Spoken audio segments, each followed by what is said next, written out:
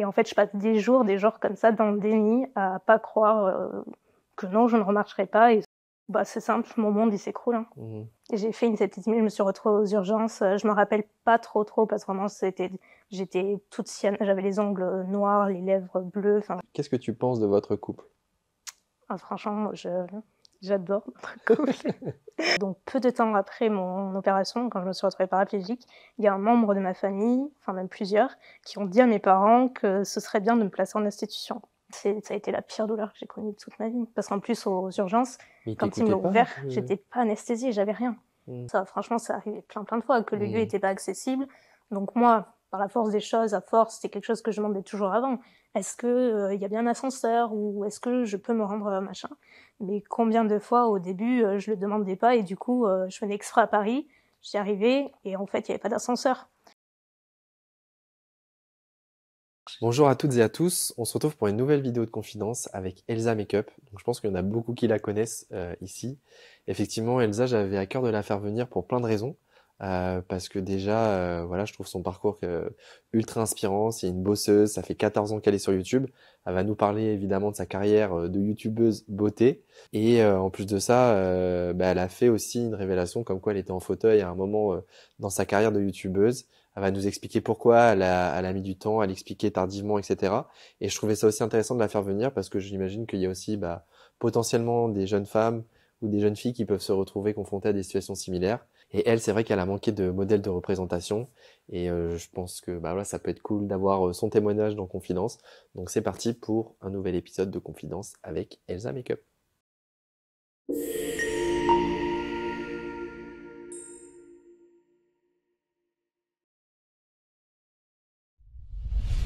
Et si je vous disais qu'on est à un tournant historique des droits des personnes handicapées? Je suis Martin Petit, créateur de contenu et concerné au premier plan par toutes ces injustices. Tout comme Elsa, mon invitée, elle aussi en fauteuil roulant, est présente dans cette interview. Aujourd'hui, je prends la parole pour un appel urgent à la mobilisation. Les personnes en situation de handicap vivent encore trop d'inégalités et trop de promesses non tenues. C'est assez et le temps du changement, c'est maintenant. C'est pourquoi je m'engage auprès d'APF France Handicap et d'autres personnalités pour faire entendre notre voix. Notamment pour cette mobilisation historique demain, ce lundi 10 février 2025. Et toi, qu'est-ce que tu fais ce jour-là? Je te donne rendez-vous à 17h30 demain à République à Paris. Rejoins-nous ou participe en ligne sur le site faisonsbougerlarépublique.org. Chaque voix compte, chaque présence pèse. C'est ensemble qu'on fera bouger les choses, c'est ensemble qu'on fera bouger la République. Alors mobilisons-nous. Merci à APF France Handicap d'avoir initié cette mobilisation historique. Et merci à eux d'être un partenaire majeur sur l'ensemble de mes projets. Plus d'infos en description. Bonjour Elsa, Salut Martin! comment ça va? Bah écoute, très bien, je suis ravie d'être là.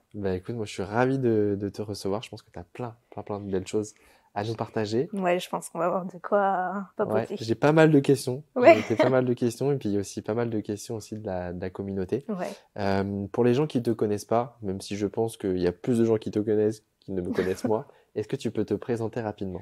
Oui, bien sûr. Donc, moi, c'est Elsa, mais plus connue sur les réseaux sous le pseudo de Elsa Makeup. J'ai commencé il y a 14 ans sur YouTube, dans le secteur de la beauté, où je parlais maquillage, beauté, sous toutes ses coutures.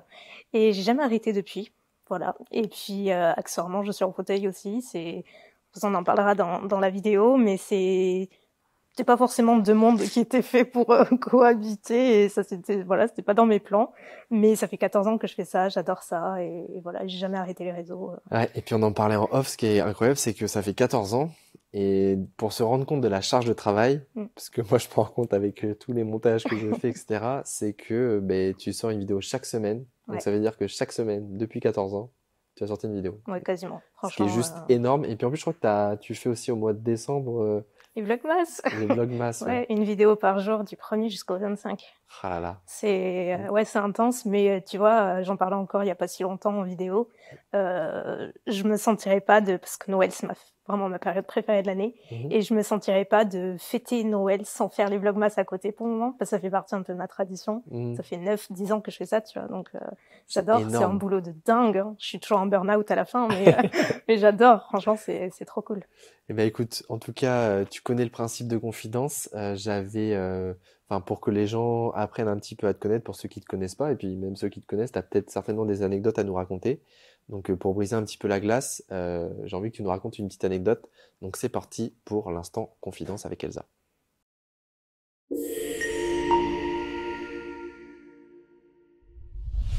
Donc Elsa, est-ce que tu as une petite anecdote à nous partager? J'en ai sûrement, oui. Alors il y en a une, et j'y ai réfléchi un petit peu, il y en a une que je pourrais te partager, que j'ai pas spécialement partagée en vidéo, je crois pas, ou alors très, très peu. Mhm. En fait, ça faisait partie, je pense que c'était il y a extrêmement longtemps, ça devait être peut-être 2-3 ans après que j'ai annoncé que j'étais en fauteuil sur YouTube. Et j'avais eu un commentaire. J'ai pas eu beaucoup de commentaires qui m'ont marqué de toute ma, j'aime pas ce mot, mais carrière YouTube, peu importe. Il y en a 2 et celui-ci en fait partie. Un jour, c'était une vidéo dans laquelle je parlais un peu de handicap, mais très vaguement, parce qu'on y reparlera, on en reparlera. J'en parlais peu et du coup, voilà, j'abordais un petit peu le fait d'être en situation de handicap et j'avais un commentaire qui disait, qui avait été liké par plusieurs personnes, c'est important, tu vois, qui disait que, en gros, j'étais pas du tout légitime de parler de handicap et des difficultés du handicap parce que, je cite, j'étais jolie. Et du coup, j'étais pas représentative Ah là là, c'est dingue. des handicapés, en fait. Et ça m'avait fait halluciner. Et tu vois, ça doit faire 10 ans sûrement que j'ai reçu ce commentaire. Et je m'en souviens encore. Et tu vois, j'en parle des fois, j'en avais parlé à Tanguy et toi, mon copain. Et je m'étais dit, mais c'est quand même hallucinant. Et même 10 ans après, tu vois, ça me fait halluciner que des personnes ont pu penser ça. Et ouais, donc je sais pas si ça peut compter comme anecdote, mais en tout cas, c'est un truc qui est resté dans mon esprit. En fait, ce qui est marrant, c'est on s'imagine, on illustre mentalement une image de l'handicapé Exactement. qui est complètement erronée. En fait, il peut avoir des handicapés beaux, moches, cons, Ben, voilà, comme des intelligents. valides, beaux, moches, cons. Enfin, je veux dire, je suis désolée, c'est pas. C'était une personne qui avait énormément de préjugés, très certainement, tu vois. Mais je me souviens que, d'ailleurs, je sais même pas si j'avais répondu. Peut-être que j'avais répondu, je me rappelle pas. Mais en tout cas, ça m'avait. Je suis là, wow, Tu trop réponds en bizarre, quoi. général à ces commentaires ou tu laisses un peu couler? Au début, je répondais. Ouais. Au début, parce que forcément, t'as tes premières petites critiques et tout. Mm. T'as pas l'habitude, donc ouais, au début, tu le prends un peu personnellement et je répondais un petit peu, mais très rapidement, j'ai un peu lâché. En tout cas, je réponds quand je sens que ça en vaut la peine, mais Mm. sinon, plus le temps Est-ce passe. que c'est quelque chose qui t'impacte psychologiquement? Non, franchement, les mauvais commentaires, pas spécialement, sauf euh, quand ça touche les gens que j'aime. Tu Mm. vois, quand c'est des critiques qui me concernent, j'arrive à passer au-dessus et je suis assez chill avec ça. Mm. Mais bon, je vais pas dire que je suis chill avec tout, hein. Il y a des trucs qui m'énervent, tu vois, mais j'ai pas forcément ce truc de sauter sur chacun des commentaires que je vois. Et encore une fois, je fais partie de celles et ceux qui sont chanceux dans le métier, Mm. qui ont pas non plus une vague de haine, de haters dingo, quoi. Il y en a dingo, mais Est-ce que t'as un truc genre qui t'a profondément choqué, genre qu'on a pu te dire dans un commentaire ouais, bah du coup, tu je me dis. pense que c'était l'autre, je te dis, il y en a 2 qui m'ont marqué, celui-ci, et le premier, ça a été la première vraie critique, ou en tout cas truc méchant que j'avais trouvé que c'était. Mm. À l'époque, je faisais ce qu'on appelle des hauls sur YouTube, où tu montes tes achats et tout, Mm. et ça faisait quoi, 3-4 ans aussi, tu vois, que je faisais des vidéos, et donc c'était une vidéo haul, et dessous, la personne disait que je devrais avoir honte d'utiliser l'argent de mon allocation dans du make-up, tu vois.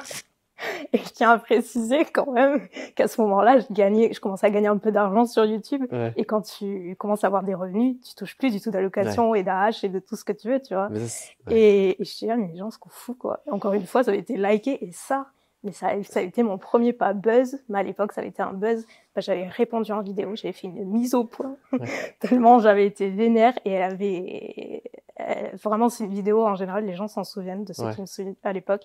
Ça avait choqué plein de monde, tu vois. Jamais les gens sont fous. Mais c'est marrant parce que souvent les gens ils pensent que ouais, quand t'es en situation de handicap, quand t'as des belles choses, c'est-à-dire que c'est pas le fruit de ton travail, Ouais, non. ça va être le fruit soit des allocations, soit de Ouais. l'assurance, alors que non, ça peut être aussi lié au fait que tu travailles. Et la preuve, Bah, la enfin, preuve. faut trouver quand même quelqu'un qui Mm. bosse autant que toi sur YouTube, parce que je pense qu'on se rend vraiment pas compte pour les gens qui font pas de montage. Mais quand tu fais une semaine, enfin une vidéo chaque semaine, et puis Mm. au tout début tu faisais 3 vidéos par semaine. Ouais, pendant hyper longtemps, mais pas loin de 10 ans, je faisais 2 à 3 vidéos par semaine. Et si tu devais résumer ton parcours YouTube en 3 mots. Oh là là, tu me poses une colle. Je dirais atypique. Atypique, original Mhm. et passionnant. Ouais. Ouais, t'es passionné, tu disais, on en Ouais. parlait aussi un petit peu tout à l'heure, Ah ouais. tu adores les montages, etc. J'adore ce que je fais. Ouais. Vraiment. Moi, c'est pas la partie que je préfère. Bah écoute, comme beaucoup de monde, j'ai envie de te dire, en général, t'aimes ou t'as pas trop de juste milieu. Mm. Soit tu le fais parce que t'as pas le choix, soit tu kiffes. Et moi, j'adore. Ouais, bah de toute manière, je pense que pour avoir une telle régularité aussi longtemps, il faut être passionné par ce que tu fais. Ouais. Ça tiendrait pas de toute façon. Et qu'est-ce qui t'a donné envie de te lancer il y a 14 ans? Parce que ça fait Ouais, 14 ans, hein, c'est ça, que tu es ouais, sur YouTube. Tu tout me disais que juste. t'avais fêté tes 14 ans là. Ouais, là, en octobre. Incroyable. Ouais, c'est fou. Et qu'est-ce qui a fait que tu t'es lancé à ce moment-là? Oh là là, tu sais quoi, je me pose la question des fois, en vrai, parce que j'étais à l'époque, j'ai toujours été, et je serai toujours hyper réservée et timide, mais à cette époque encore plus, parce que du coup j'étais au lycée à l'époque, Mhm. et hyper réservée, timide, enfin vraiment j'adressais par la personne et tout. Donc me dire que tu vois, je me suis lancée sur YouTube, c'est trop bizarre. Mais en fait, un jour, je m'ennuie un petit peu à l'école dans ma vie. Enfin, je traversais une période pas folle. Et j'étais tombée sur, je cherchais quoi? Oui, je cherchais une manière de me boucler les cheveux. Et je tombe sur une vidéo sur YouTube, alors qu'à l'époque, je dis à l'époque, ça date. Moi, j'allais sur YouTube pour les bandes annonces, écouter la musique et tout, tu vois. Mhm. Pour moi, c'était ça, YouTube. Et là, je tombe sur une vidéo d'une fille, une française, qui montre comment se boucler les cheveux avec un lisseur, je me rappelle. Et donc, je trouve ça très pratique, déjà, ça répondait à ma question. Et en fait, je vais sur sa chaîne, et là, je vois qu'elle a plein de vidéos de beauté, où elle apprend comment se maquiller et tout, mais c'est une fille comme moi, quoi, tu vois, enfin, comme toi et moi, peu importe, une normale. Mhm. C'est pas une pro et tout, et je trouve ça trop cool. Je me dis, mais c'est génial, je savais pas qu'il y avait ça sur YouTube, et du coup, je me prends d'intérêt, mais totalement par cette fille et par d'autres que j'ai découvert par la suite. Tu vois, j'ai trouvé qu'il y avait une communauté, du coup, à ce sujet. J'ai adoré. Franchement, les mois qui ont suivi, mais je me suis découvert une passion pour la beauté, t'as pas idée.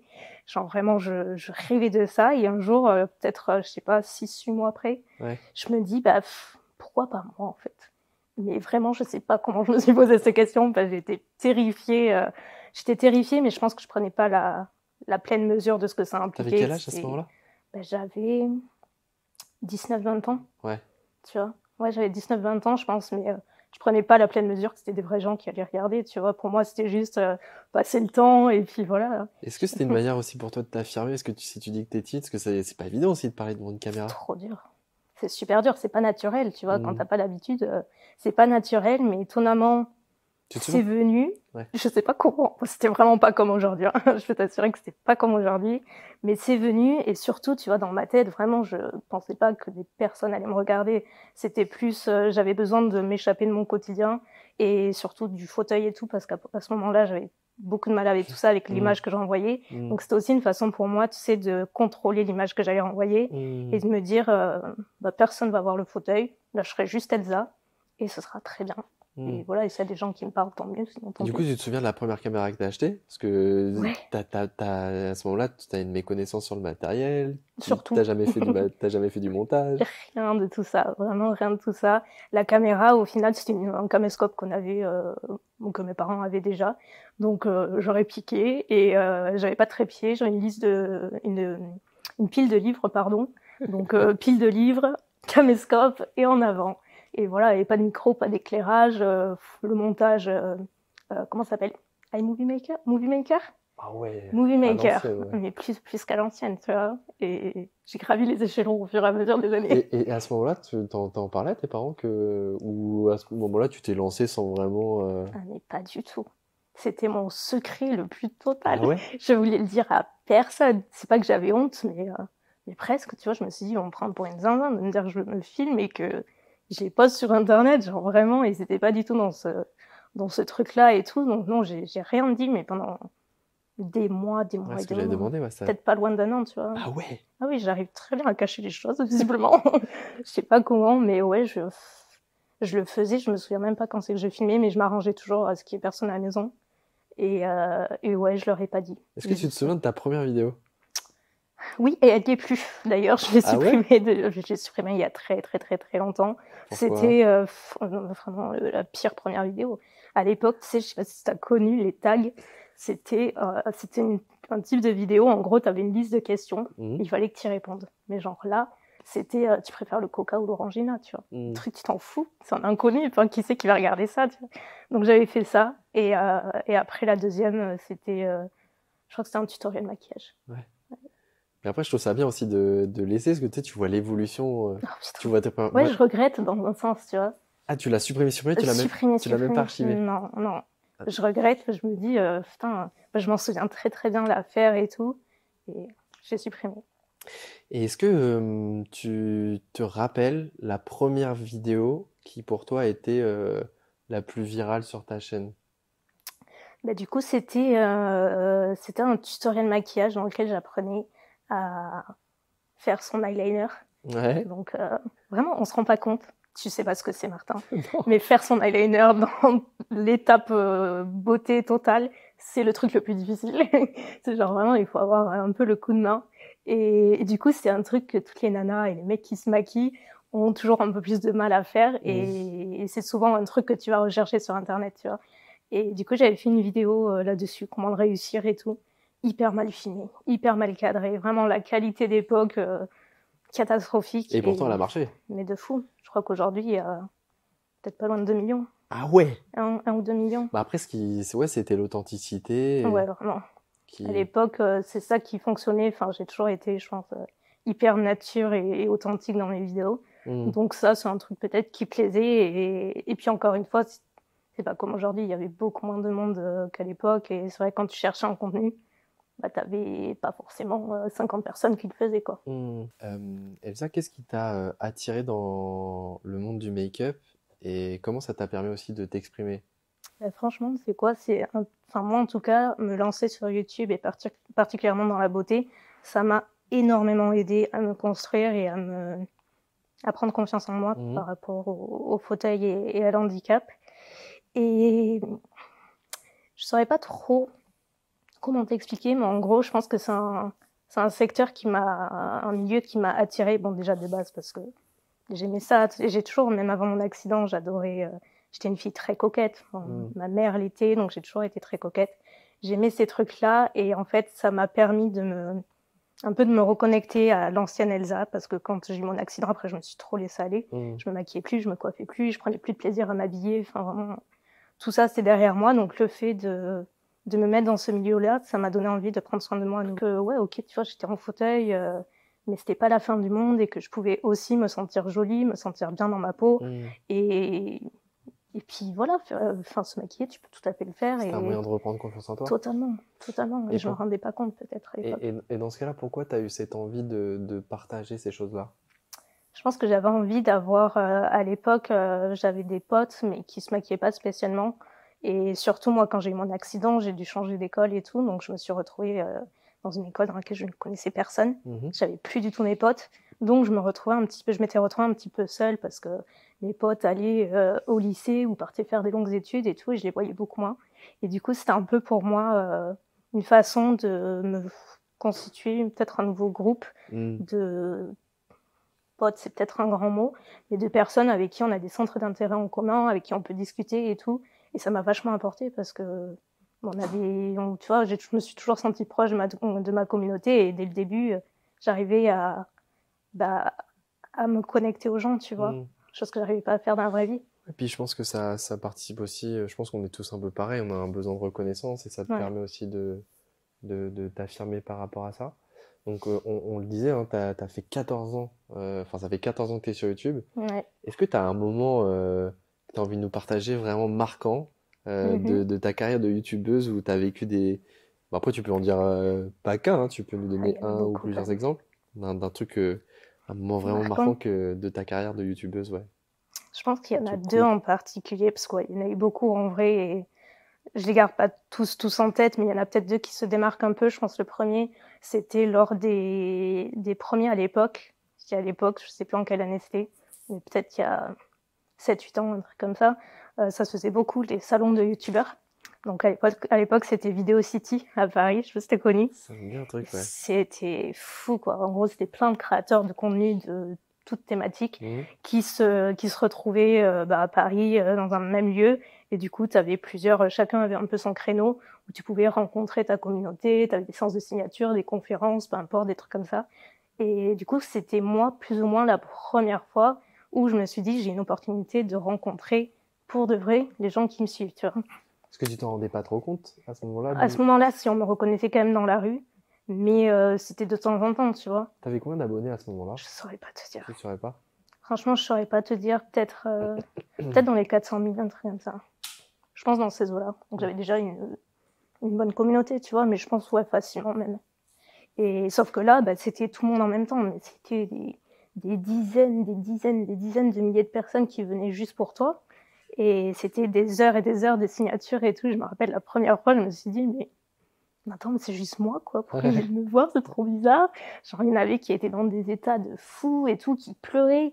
Et j'étais là, mais c'est pas possible, tu vois. J'arrivais pas à comprendre comment moi je pouvais provoquer des trucs comme ça. Et j'en garde un super souvenir parce que du coup, c'était des rencontres trop chouettes. Et moi, j'ai toujours pris le temps de discuter avec les gens, tu vois. C'est pour ça que je me retrouvais à faire 4 heures de signature au lieu de 2, parce que je discutais trop, tu vois. Mais c'était cool.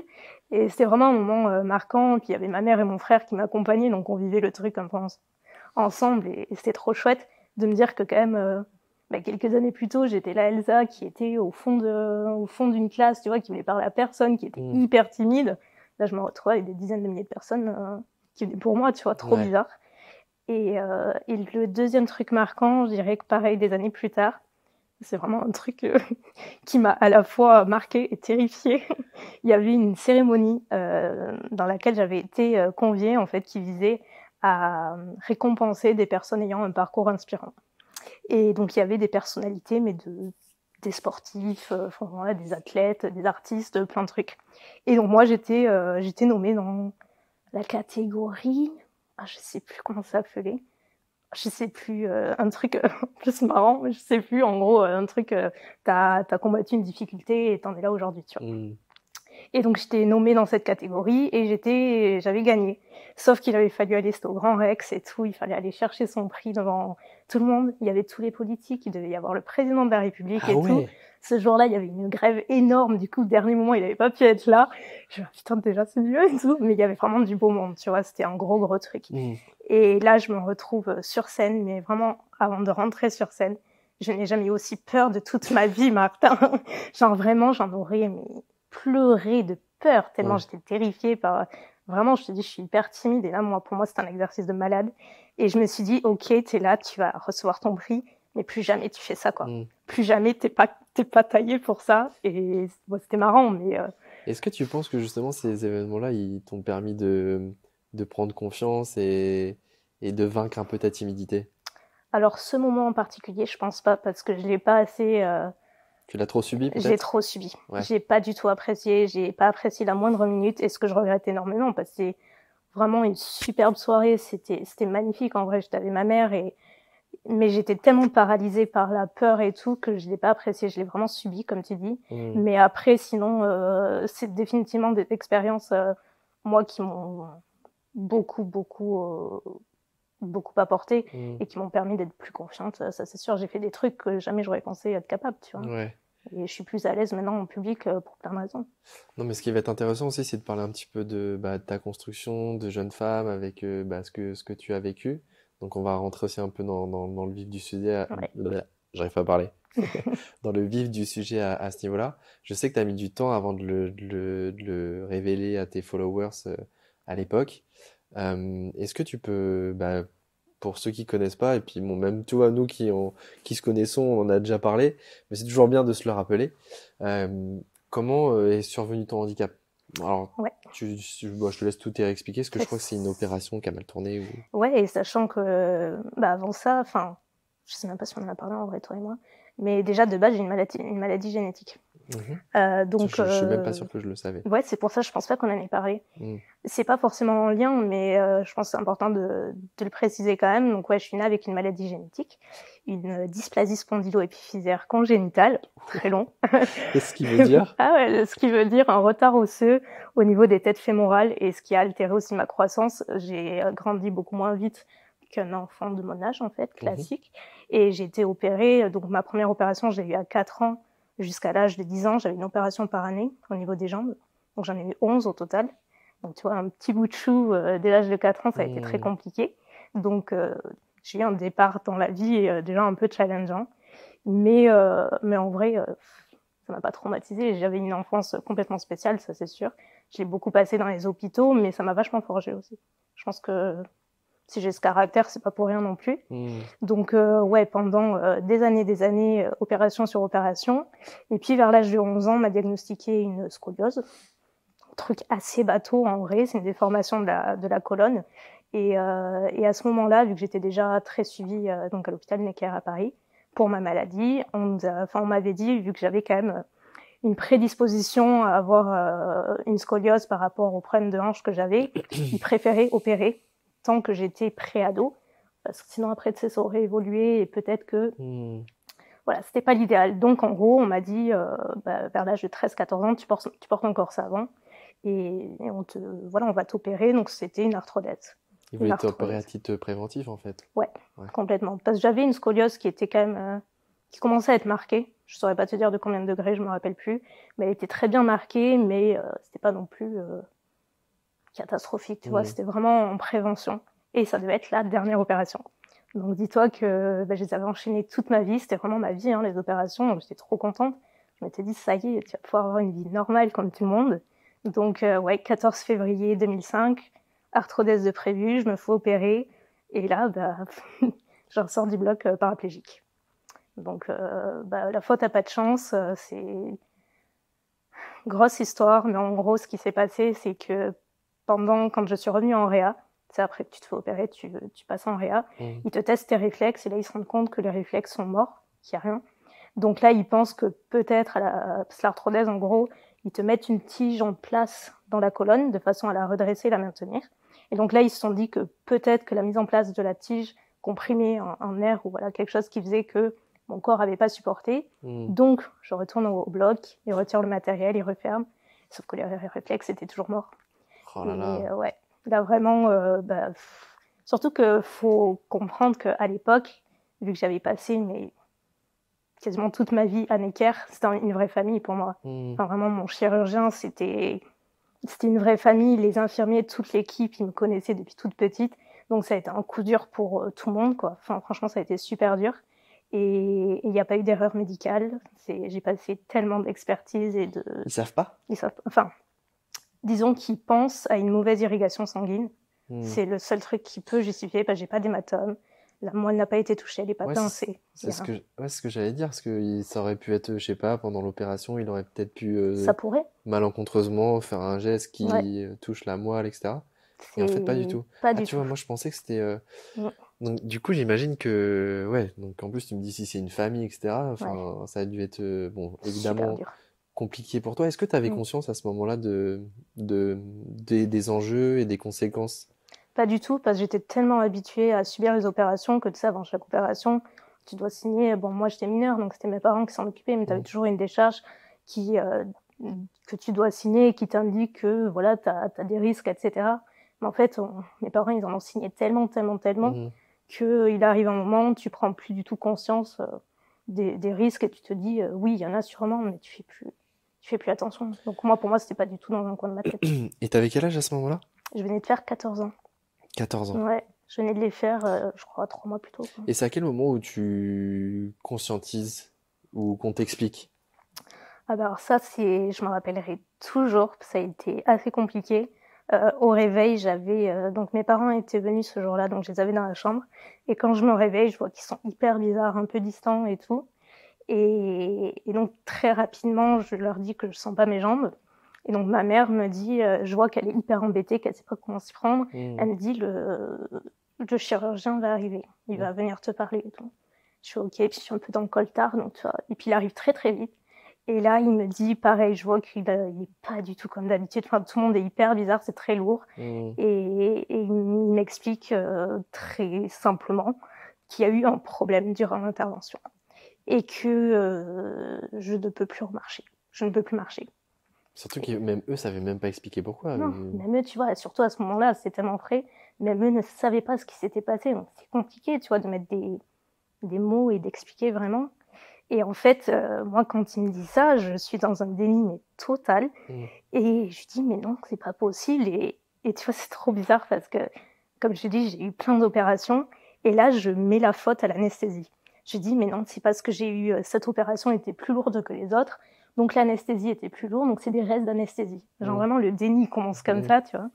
Et je vois que le chir, il est hyper embêté et tout, et il essaie de me dire c'est pas l'anesthésie, Elsa. Enfin, il y a eu un vrai problème dans l'opération et tout. Et en fait, et je me rappelle qu'à ce moment-là, j'ai ma première spasticité dans les jambes. J'ai les jambes qui se mettent à bouger. Et là, j'ai dit au chir, mais vous voyez, ma jambe, elle bouge, donc c'est pas mort. Et en fait, je n'oublierai jamais. Il me dit, bah non, c'est la confirmation que la paraplégie, elle est là, quoi. Et là, je dis, mais non. Et en fait, je passe des jours comme ça dans le déni à pas croire que non, je ne remarcherai pas. Et sauf que je me rends vite compte que c'est toujours pareil. Il se passe quoi dans la tête d'une jeune fille de 4 ans? Bah, c'est simple, mon monde, il s'écroule. Hein. Il s'écroule parce que j'ai passé à ce moment-là toute ma vie à me battre pour pouvoir marcher. Parce que moi, mes opérations au niveau des jambes, c'était justement pour pouvoir me permettre de marcher normalement une fois vers mes 10 ans, etc. Donc je me dis, ouais, non, c'est pas juste, quoi. Là, c'est une injustice totale. Je me dis, je me suis battue, j'en ai quand même subi, et là, on me le retire, ça doit être la dernière. Enfin, c'est une injustice dans ma tête. Alors là, tu parles de spasticité. Je pense qu'il y a des gens qui savent pas forcément ce que c'est. Est-ce que tu veux expliquer rapidement? Oui, bon, après, j'ai pas les termes exacts, mais je pense que tu les as mieux que moi. Tu veux que je les explique? Vas-y, parce que tu gères ces trucs-là. Bah, tu regardes en parlant de spasticité. Voilà, l'exemple. Moi, ça y est, l'exemple concret. Mais la spasticité, en fait, ouais, c'est un... Alors, je vais pas rentrer dans les termes techniques parce que sinon, je vais être barbant. Ouais, moi, j'ai pas les termes techniques. Donc, mais en gros, c'est quand ta moelle épinière, elle envoie des signaux électriques qui sont anarchiques, qui sont pas inhibés par le cerveau. Et en gros, ça envoie des signaux dans tes muscles. Et c'est pour ça que... t'as tes muscles qui peuvent se mettre un peu en branle. Et c'est pour ça que des fois, vous voyez ma main, ou même sur mes interviews, des fois, tu vois ma jambe qui saute, ou ma main comme ça vient de le faire. Et effectivement, donc, la spasticité, elle est plus ou moins forte selon chacun. T'en as quand même ce qu'on appelle de la spasticité flasque, où eux, pour le coup, ils n'ont pas de spasticité du tout. Donc, c'est pour ça qu'il y en a qui arrivent à mettre leur tête, leur jambe derrière la tête. C'est incroyable. Donc là, après Elsa, là, j'imagine que tu pars en rééducation. Ouais, juste après, je reste... une semaine à Necker et je descends chez moi en centre de rééducation. Donc là, tu refais ta rééducation dans le sud-ouest. Ouais, c'est ça. Je redescends chez moi, je viens en centre de rééducation. Et en fait, il faut savoir que cette année-là, 2005, tout le pire qui pouvait m'arriver est arrivé. J'ai passé une année noire et ça a commencé dès le centre de rééducation, malheureusement, où là, je me suis retrouvée avec un escar. Donc, vraiment le pire truc, c'est probablement le pire truc que j'ai eu de toute ma vie. Je l'ai gardé 8 mois et ça a été très mal. Et il est arrivé soudainement, ça c'est... Complètement. Mais ça, à l'époque, vu que je sortais d'une opération du dos et que, en fait, on m'avait enlevé le matériel, donc j'avais plus rien en fait dans le dos. En gros, j'étais opérée pour rien. Donc j'avais une coque, j'étais plâtrée. J'avais une coque de plâtre dans le dos qui montait à peu près jusqu'à derrière le cou, tu vois, donc ça montait haut. Et il commençait à faire chaud, etc. Et le fait que ce soit toujours dans une position allongée, que ce soit une position d'appui, il y avait la chaleur, machin. Du coup, il y avait un point d'appui qui s'était créé au niveau de la nuque et le plâtre. Et donc, je m'étais plaint et du coup, ma mère avait insisté auprès de l'équipe soignante pour qu'on puisse regarder. Donc, ils avaient fait une petite ouverture, etc. Il y avait effectivement un point d'appui qui commençait à être rouge. Sauf qu'au centre, ils ont choisi de poser un Confil. Donc, c'est un pansement bien spécifique que tu dois pas garder très longtemps. Sauf que moi, ils me l'ont gardé des jours, et avec le plâtre, la chaleur et tout, quand j'arrive passer mon premier week-end chez moi après l'opération, je fais une septicémie. Oh. Ouais, j'ai failli passer. Vraiment, j'ai failli mourir. Ça a été catastrophique. Oh là, c'est là, dingue, vraiment, ça a été très, très grave. C'est fou quand même le parcours que on se rend pas compte en fait. Parce que tu vois, genre, c'est ça aussi qui est important de le rappeler dans toujours les interviews. C'est que, déjà quand on voit qu'à partir de 4 ans, tu subis des opérations chaque année, on voit ta vie maintenant où tu as l'air épanoui, on va parler de ta relation avec Tanguy, etc. Tu vois, tu fais plein de belles choses, tu as plein de beaux accomplissements, mais tu as quand même il y a des bagages derrière.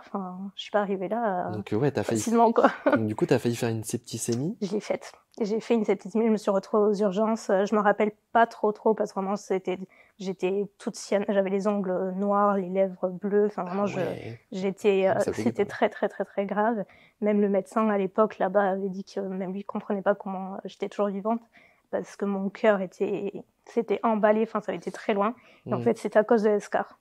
Là, quand je me suis retrouvée aux urgences, mes parents se sont souvenus qu'il y avait ce fameux pansement. pansement. Et donc là, quand ils ont ouvert, c'était plus du tout un point d'appui. C'était un escar de 3 centimètres de profondeur. On voyait la colonne et tout, quoi. Ah ouais, C'était putain, la horrible. vache. Ah ouais, vraiment, c'était horrible, Ouais, donc horrible. en plus, le temps que ça cicatrise, etc., Un compliqué. enfer. Bah après, est-ce que tu peux préciser aussi ce que c'est un escar rapidement? Parce que c'est Ouais. pareil, il y a peut-être des gens qui Mm. savent pas. Et je trouve ça bien d'en parler parce que c'est vrai que quand on nous voit en fauteuil, on s'imagine pas tout le reste. D'ailleurs, on parlera aussi d'une autre opération que tu as faite qui pourra peut-être rassurer aussi Ouais, des personnes complètement. qui seront confrontées un jour à cette situation-là. Mais en fait, il y a plein de troubles associés. Donc Mm. toi, tu parlais de spasticité, tu as les escars et justement, est-ce que tu peux peut-être... Ouais, bien sûr. Ça, c'est vrai que moi, c'est un truc que j'ai appris quand je l'ai eu, et ça fait partie clairement du handicap. En tout cas, l'escar, c'est ce qu'on peut qualifier de blessure. En tout cas, c'est quelque chose qu'on peut avoir qui est causé par les points d'appui de notre position. Donc souvent, on a des escars au niveau des fesses, au niveau des cuisses, parce qu'on est tout le temps assis. Et donc forcément, il y a un point de pression qui se crée, et l'escar, c'est une blessure qui peut être soit superficielle, donc à fleur de peau, mais rougeâtre, pas jolie, soit complètement creusée et bien entamée. Il y a plusieurs stades, ouais. Il y a plusieurs stades, et ça ressemble un peu à une brûlure. Vraiment, ça ressemble à plus ou moins à une brûlure quand c'est bien entamé, tu vois. Donc, c'est souvent dans ces endroits-là. C'est pour ça que moi, personne ne s'attendait à ce que j'ai lu là, mais encore une fois, avec le plâtre, c'est un point d'appui qui se crée, et t'as plein de facteurs qui font que... Mais surtout, ça devait te faire un mal de chien de... Mais ça a été la pire douleur que j'ai connue de toute ma vie. Parce qu'en plus, aux urgences, Mais il quand ils me t'écoutait l'ont pas ouvert, j'étais pas anesthésiée, j'avais rien. Donc, premier pansement à vif, mais j'ai jamais hurlé autant de ma vie, quoi. Et surtout que tu t'en es plaint Ouais. à cet âge-là, que ça te Ouais. faisait mal, etc. Et ils te prenaient peut-être pas assez au sérieux. Pas du tout. Il y avait pas du tout. Enfin, vraiment, c'était vraiment un centre que je ne porte pas dans mon cœur. Ouais. Parce que heureusement que j'avais mes parents qui étaient Attentif. toujours très attentifs, et tu vois, qui me croyaient. Surtout que je suis pas du tout du style à me plaindre pour rien. Et voilà. Mais bon, une fois qu'on l'a découvert, c'est trop tard. Et l'escar, il était tellement entamé et présent que tu peux pas faire machine arrière, quoi. Surtout que quand tu dis que t'as les... Parce que ouais, quand tu fais une septicémie, tu commences à avoir les bouts, enfin les extrémités qui peuvent être touchées. T'aurais pu même être amputé. Mais complètement, ça aurait pu gangréner, ça aurait pu être dramatique, parce que la septicémie, c'est un empoisonnement du sang. Donc j'avais un staphylocoque doré par-dessus, enfin vraiment, je vais à total. Donc ça a été vraiment, j'ai eu beaucoup de chance de m'en être sortie, mais ça a été loin. Et ça a été un peu vraiment le début du calvaire. On pourrait croire que ça a commencé au réveil à l'opération, mais pour moi, ça a commencé à l'escar, parce qu'après, ça a été des souffrances terribles. Et en gros, pour la faire courte, j'ai gardé 8 mois. Parce que j'ai essayé tous les protocoles de guérison partout. Tout le monde voulait essayer, jamais il a guéri. Donc j'ai fini par faire une greffe de peau, retourner à Necker, faire une greffe de peau pour le refermer. Sinon, je l'aurais probablement encore aujourd'hui. Enfin, vraiment, c'était un enfer. Et pour le coup, non seulement c'était une douleur sans nom, et c'était handicapant aussi, parce que c'était tous les jours, les soins. Ouais, et puis le problème, c'est que tu peux pas te concentrer sur la suite parce que... Tu peux pas, Enfin, moi, j'étais tellement mal. Tellement, j'avais l'impression que tout s'enchaînait, et vraiment tout s'est enchaîné cette année-là. Et qu'est-ce qui t'a permis de tenir psychologiquement? T'étais accompagnée? J'étais hyper entourée. Je pense que c'est ça, franchement. J'aurais pas eu la famille que j'ai eue et que j'ai toujours. Ça aurait été différent, parce que j'avais quand même une famille. On était habitués aux difficultés. Moi, avec ma maladie, c'est vrai qu'ils ont toujours été super présents, et ça... J'ai une chance folle, mais c'est vrai que quand c'est arrivé, ça a encore pu resserrer les coudes de tout le monde. Et j'ai toujours été hyper entourée, et en même temps, ma mère me disait souvent, ça pouvait être dur, tu vois, mais elle me disait, c'est bon, t'appuie-toi pas sur ton sort, arrête de pleurer. C'était dur, tu vois, mais c'était une façon pour elle de dire, arrête d'être dans le mal, et va de l'avant, et ça ira mieux, en fait. C'est sûr, ça ira mieux, une fois que t'auras plus escar, ça ira mieux, tu verras. Et tu t'es accroché à quoi à ce moment-là? À rien. Vraiment à rien, c'était pour mes parents que je le faisais. Vraiment, il y avait rien, j'avais honnêtement rien dans la vie qui me faisait tenir, hormis mes parents et mon petit frère. Parce que justement, on va parler un peu de la suite, parce que évidemment, YouTube, ça a pris une place énorme dans ta vie, c'est ton métier maintenant. Ça t'a permis de faire certainement plein de choses qui t'ont permis de t'affirmer, comme on le disait, de vivre des beaux moments, etc. Mais ça veut dire qu'entre, grosso modo, ces 15 ans et ces 20 ans, t'as été en cours, mais que, comme tu le dis, t'avais rien.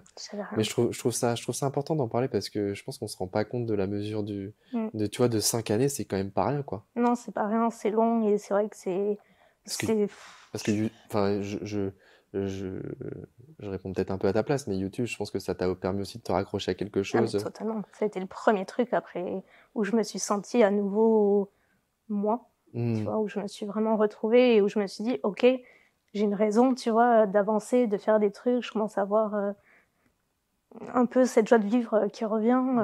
Parce que pendant Et quelques pendant ces années, j'avais 5 plus, ans, quoi. t'avais pas du tout de Mais moments vraiment, un peu non. de joie. C'est pas pour dire, c'est que vraiment, c'était. Je prenais au jour le jour et je vivais le jour un jour après l'autre, un jour après l'autre. Pour mes parents, pour mes petits frères, parce que je voulais décevoir personne et je voulais pas paraître faible, donc j'endurais tout ce qu'il fallait endurer. Et quand j'ai terminé cette première année de rééducation et de tout ça, et que j'ai repris en gros une vie un peu normale, bah, c'était la reprise des cours. Donc je me concentrais sur les cours, mais j'avais aucune passion et c'était juste pour faire plaisir Tu à tout t'es le monde. beaucoup renfermé sur toi-même à ce moment-là? Totalement. Même avec mes potes et tout. C'était. En fait, j'en voulais un peu à la terre entière, mais sans l'exprimer, tu vois. Je le disais pas, mais j'en voulais à tout le monde. J'en ai jamais vraiment voulu à mon chirurgien. C'est un truc qu'on me demande souvent. Jamais vraiment voulu. C'était la question que je voulais te poser tout à l'heure. Ouais, c'est un truc. Bon, les 48 premières heures, oui, totalement. Je le détestais, mais ça a pas duré longtemps parce que. Bah, puis après, la manière dont tu le dis, c'est que si on sait pas ce à quoi c'est dû, c'est difficile aussi d'en vouloir à quelqu'un qui, en plus de ça, a certainement fait c'est ce un que je bon me travail. suis dit, tu vois. J'ai très rapidement su qu'il n'y avait pas eu d'erreur médicale, donc c'est différent. Je me dis clairement, très rapidement, c'est la fois, t'as pas de chance, c'est tombé sur moi, ça aurait pu tomber sur n'importe qui. Donc non, mais par contre, j'avais vraiment ce sentiment d'injustice en moi total. Et tu vois, je voyais tout le monde mener sa petite vie tranquille. Je me suis dit, ah putain, pourquoi moi j'ai pas droit à ça, tu vois. Putain, c'est marrant que tu dis ça, parce que tu vois, genre, j'y pense pas tout le temps. Et ça me fait penser à quelque chose où, tu vois, genre, moi, je me souviens en centre de rééducation. Bah, tu vois, pareil, je suis resté quasiment 1 an. Et tu sais, je voyais les gens partir en week-end, je partais les gens partir en vacances, aller faire des balades c'est dur, hein. sur la plage, faire des randos et tout. Et toi, t'es là, tu vois ça, et à la fois, tu le vis un peu par procuration, donc ça te fait du bien. Et à la fois, c'était très dur aussi à ce moment-là. Et tu vois, genre, le fait d'avoir cet échange, toi, je le reconscientise. T'as vu? Où je l'avais un On petit. se rappelle aussi.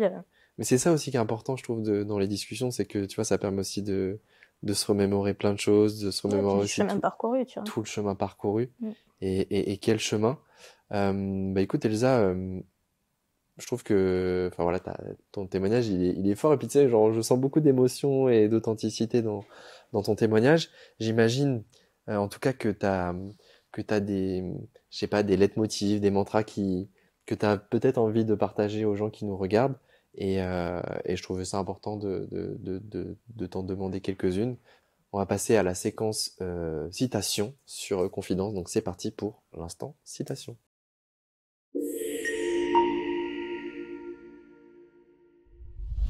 Donc écoute, Elsa, est-ce que tu as une petite citation que tu as envie de partager aux gens qui nous regardent?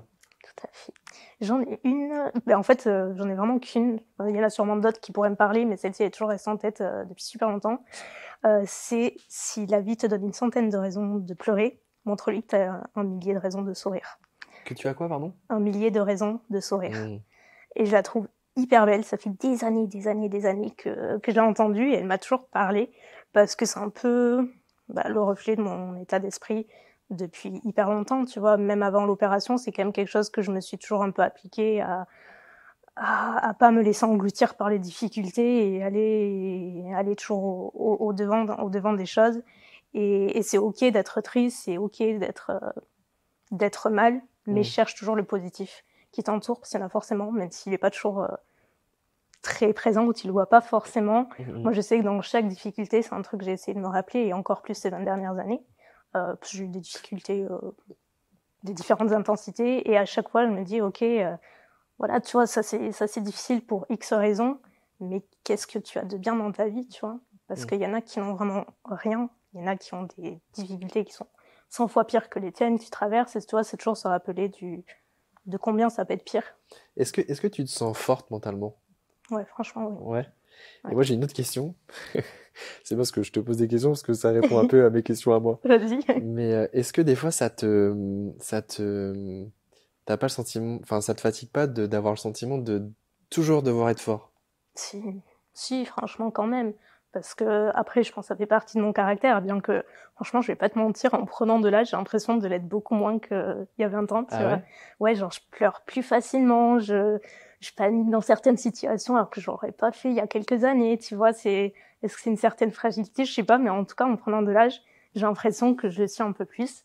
Mais par contre, oui, tu vois, c'est sûr que ça peut être une certaine charge de toujours être dans le ça va aller, tu vois. On prend sur soi, ça va aller, on va aller de l'avant et tout va bien se passer. Et oui, c'est sûr que c'est pas mentalement, c'est compliqué des fois.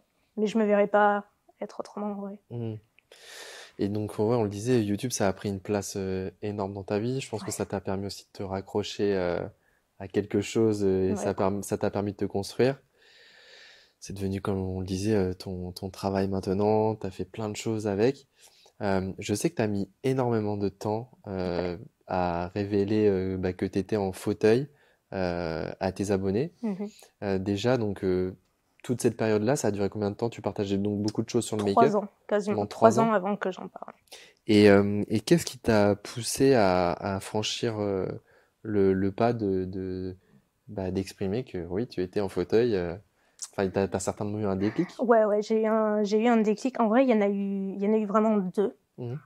Parce que déjà le premier, c'était comme je te disais, je sais plus si j'ai dit, mais je sais plus si c'était en off ou dans la vidéo, mais j'étais vraiment le fait de me mettre sur YouTube. Pour moi, c'était une façon de contrôler mon image, tu vois, de mettre de côté le fauteuil et tout. Donc je faisais en sorte, à l'époque, j'avais un fauteuil, les poignées étaient apparentes, elles étaient plus hautes que ça, elles étaient apparentes, et à chaque fois que je filmais, j'essayais de trouver un petit truc pour les cacher, tu vois. Tu mettais quoi, une veste, hein? Oui, c'est ça. Je mettais des freins, tu vois, j'essayais de mettre des trucs.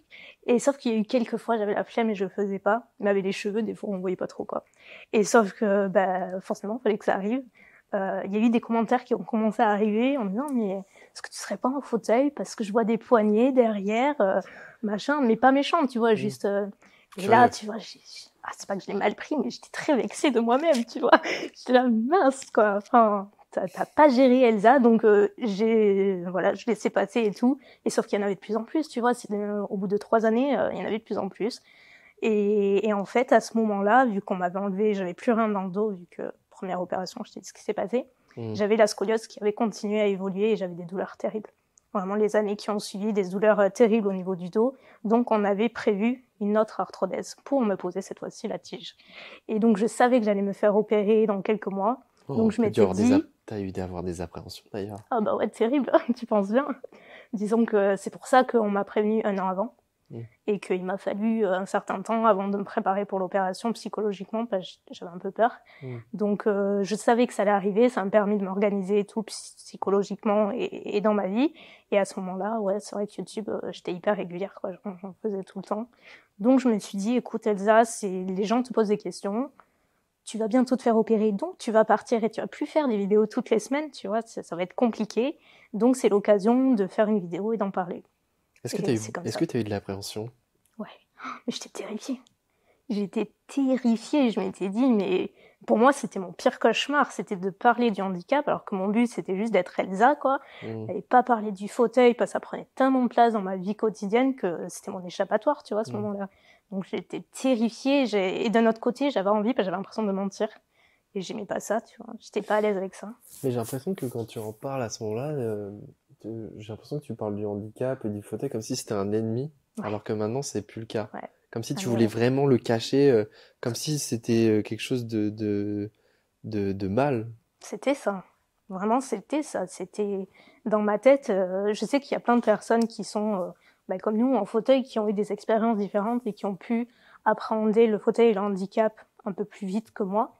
Moi, ça a été très long, mais parce que vraiment, dans mon parcours, je pense que vraiment, j'aurais pas eu ma maladie de base et j'aurais pas eu toutes ces opérations j'aurais une autre expérience. Mais dans ma tête, ça a tellement été une injustice de me dire que j'ai fait tout ça pour rien et je marche plus. Alors que c'était mon plus grand bonheur. Donc vraiment, je mesurais la chance que j'avais de marcher. Parce que petite, j'en avais bavé, tu vois. Donc, je me rappellerai toujours, tu vois, la sensation c'est tout bête, mais quand j'allais à la plage, je sentais le sable sous mes pieds et tout, mais j'étais la plus heureuse et je savais que j'avais de la chance de marcher, tu vois. Donc quand ça m'a été retiré, du coup, j'ai eu beaucoup de mal après avec le fauteuil. Est-ce que là, tu sais à peu près le niveau auquel t'es touchée? Alors, je suis la plus mauvaise handicapée sur Terre, je te le dis. On avait déjà parlé un peu. Je crois que je suis T10, mais je suis pas sûre. Ouais. Tanguy? C'est T10? On en a parlé il y a pas Elle demande à son mec. Et je crois que je t'avais dit, essaie de t'en souvenir et tout pour les fois où on me demande. Et je crois que je suis Teddy. Ouais. Ouais, t'as Ça une te part paraplégie. sous la poitrine. Ouais. Parce que c'est vrai qu'entre T10 et T12, Ouais, à un certain niveau. Je suis t'as, sûre que c'était 10 même. t'as une grosse ouais, disparité entre les deux. Parce que quand t'es T12, pour le coup, t'as toute la sangle abdominale, Ouais, tu vois, t'as voilà. l'équilibre et tout. Toi, t'as peut-être un petit peu le haut, Ouais, j'ai le haut, vraiment, je te un petit dis, peu d'équilibre. ça s'arrête sous la poitrine, quoi. Mm. Et du coup, t'as la sensation, toi, ou pas? Non, Donc, t'es paraplégique j'ai complète. paraplégie complète, Putain, j'ai c'est tout dingue, hein, perdu. quand ils repensent Ah qu'ils ouais, ils aient jamais trouvé c'est ouf, hein. la raison. C'est vraiment, tu te dis, il n'y a rien. Et pour l'anecdote, j'avais passé très peu de temps après l'opération. J'avais dû passer un IRM, je sais plus pourquoi et tout, ou un scanner. Et en gros, le radiologiste sur place ou le médecin, il me dit, mais vous êtes sûr que vous êtes paraplégique? Bah, je dis oui. Et là, genre, le mec, je te jure, il me croyait pas. Il me fait, oui, mais il n'y a rien sur votre. Enfin, il y a rien. Bah, je dis, oui, je sais, mais tu vois, j'ai envie de lui dire, je fais pas exprès, quoi. Mm. Et Ouais. vraiment, il avait bataillé, il m'avait posé plusieurs fois la question. Je dis, ouais, mais pourtant, vraiment, il n'y a rien, tu vois. Ouais, mais j'ai déjà entendu des histoires comme ça ouais, de manque d'irrigation dans la moelle qui a Ouais, pu, du coup, ben, ça peut arriver, hein. il y a pas eu une oxygénation. Ouais, C'est dur à dire, hein. Vous avez oxygène. compris. Oui, voilà. Qui, bah, du coup, a eu cette conséquence. Du coup, donc, tu partages cette vidéo Donc, je avant de partage cette partir vidéo. en rééducation et comment ils ont réagi. Mais c'est un truc que j'oublierai jamais. Mais tu vois, j'avais tellement d'appréhension et tout que je savais pas trop à quoi m'attendre. Mais en fait, j'ai reçu une vague de soutien, d'amour, de bienveillance, mais comme rarement j'en ai eu. Et en fait, tout le monde a été ouais, vraiment hyper bienveillant et m'encourager parce qu'il savait que la prochaine étape, ce serait l'opération. Vu comment la première s'était passée, il imaginait que voilà, j'avais l'état d'esprit un peu bancal. Mm. Et non, franchement, communauté au top. Et au contraire, j'ai l'impression que ça a renforcé le truc. Et je me suis sentie tellement mieux après. Genre vraiment plus en accord avec moi-même. Tu vois, j'avais vraiment l'impression Ce que j'allais de... dire. Bah ouais, tu vois, que à ce moment-là, c'était pas du tout, même encore, tu vois, je l'avais dit, mais je crois que même que je leur avais dit, bon, écoutez, je vous en parle aujourd'hui, mais on en reparlera probablement plus jamais, tu vois. Ouais. Genre vraiment. Et puis voilà, quoi, vraiment, pour moi, le plus important, c'était qu'ils sachent. Et puis après, je me suis fait opérer et j'ai réussi, donc j'avais pas documenté parce qu'à ce moment-là, je faisais pas de vlog et tout. Mais je me rappelle des nouvelles. J'avais une copine à l'époque qui était sur les réseaux, qui avait pris le contrôle de mon compte Facebook et qui donnait des nouvelles à ma communauté. Et tout le monde était à fond, tu vois, hyper présent, ils m'ont jamais lâché. Donc j'ai eu une longue convalescence. Et est-ce qu'à partir de ce moment-là, quand tu vois tout cet amour et ce soutien, Mm. déjà j'imagine que ça a dû t'aider bah, déjà psychologiquement, ça fait plaisir, c'est gratifiant, c'est plein de bienveillance. Mais est-ce que justement ça t'a permis aussi de t'ouvrir un peu comme tu le disais, tu étais plus en phase avec toi-même, et à t'ouvrir et à te dire, bon bah finalement le handicap, c'est pas mon ennemi, Je pense pas complètement à ce pas à ce moment-là, moment-là. mais en tout cas, je pense que ça a été définitivement une première étape. Hmm, Tu sais, on va dire que les barrières, elles sont tombées petit à petit, hmm, mais vraiment très petit à petit. Et ça a été la première. Et ça a été, je pense, la plus difficile que j'ai eu à faire sur ces 14 années. hmm. Mais pas de regret, quoi. Franchement, je sais ils m'ont aidé, mais sans le savoir, sur ma reconstruction. Est-ce que t'as un commentaire ou je sais pas, quelque chose qui t'a touché, qui te vient en tête? Alors, je me souviens, je sais plus exactement comment c'était exactement mot pour mot, mais en gros, c'était une jeune fille qui était à peu près du même âge que moi et qui m'avait laissé un commentaire me disant qu'elle s'était retrouvée elle aussi en fauteuil juste quelques mois plus tôt Hmm, et que, vu que moi, à l'époque, je faisais beaucoup de beauté, je faisais que ça, tu vois, j'avais un contenu quand même très axé beauté, on voyait que j'étais hyper coquette et tout, et elle disait que quand elle avait appris, elle venait d'apprendre que j'étais en fauteuil, déjà, elle aurait jamais cru, et que ça l'avait confortée à l'idée que, bah oui, on pouvait, en tant que nana, tu vois, prendre soin de soi et se hmm. sentir jolie et tout, et vraiment, c'est un truc auquel je trouve qu'on sous-estime beaucoup trop. En tout cas, moi, c'est ce qui m'a aidée, de me reconnecter avec moi-même, et c'est hyper important de ne pas s'oublier. Donc, Hmm, ça peut passer par plein de trucs. Moi, c'est passé par le maquillage, ça peut passer par une passion, par les fringues, par plein de trucs, tu vois. hmm. Moi, c'est passé par là, ça m'a aidée. Et cette fille, en fait, c'était vachement reconnue dans ce que Tu partageais? dans tout ce que je partageais. Et ça m'avait vachement touchée parce que tu sentais qu'elle traversait une période difficile. Et le fait d'avoir découvert que j'étais en fauteuil, ça lui donnait un petit espoir de se dire que bah ouais, tu vois, elle pouvait se sentir féminine à nouveau et que ça allait prendre du temps, mais en tout cas que le plus gros était fait, quoi, et c'était trop fou. Et puis c'est bien de se soutenir, je trouve, mutuellement. Enfin, tu Ouais, vois, genre, ouais. moi... D'ailleurs, tu avais rencontré d'autres personnes en situation de handicap à ce À moment-là? ce moment-là, non. Pas trop? J'étais pas très à l'aise, pour Pas tout très te à dire. l'aise, Mais ouais. juste parce que, pas pour les autres, mais juste moi j'avais un problème avec le handicap, tu vois. Quand j'étais en centre de rééducation, j'ai un millier de situations cocasses parce que j'étais toute seule et que je me retrouvais avec des personnes en fauteuil ou en situation de handicap. Et j'étais pas à l'aise du tout, mais pas vis-à-vis d'eux. C'était moi, et puis j'avais 14 ans, tu vois. J'étais Hmm. hyper jeune et j'étais Mais c'est contre le aussi monde entier. c'est toute l'importance, je trouve, de partager ce témoignage parce Ouais, que je pense que tu as des personnes à qui ça pourrait arriver qui vont se retrouver en ouais, c'est toi sûr. et de voir ton parcours, bah, voilà, c'est exemplaire, c'est inspirant et puis Puis c'est chacun rassurant. a son parcours, tu vois, c'est pour ça que c'est important. Moi, il a été ainsi, mais tu vois, j'en ai parlé avec Fanny, dont on a parlé plus Mm, tôt, mm, avec qui j'ai fait une vidéo sur la chaîne. Elle et moi, on a eu notre accident quasiment au même âge, et elle a eu beaucoup moins de difficultés. Elle a mm, accepté beaucoup plus rapidement, elle était super sociable, elle s'est retrouvée avec des gens en fauteuil très rapidement, elle faisait plein de trucs avec. mm. Moi, j'ai pas eu cette expérience, tu vois, et c'est ok, ça m'a pas permis, enfin, ça m'a permis quand même de remonter la pente après et d'être super épanouie et voilà, et d'être à l'aise, mais ça prend du temps. Chacun a son chemin. Parce que pour rappel, hein, c'était il y a 14 ans. Donc il y a 14 ans, les réseaux sociaux, ils n'avaient pas la même caisse de résonance, Clairement. ils étaient pas aussi développés. Et je pense que, bah, bon, c'est vrai qu'on en parle beaucoup, on en a beaucoup parlé en off. T'as manqué aussi de modèles de représentation à ce moment-là. Et, euh, et attends, parce que j'avais noté une question. Comment t'as construit justement ta confiance et ton identité dans ce fait de manquer peut-être de représentation?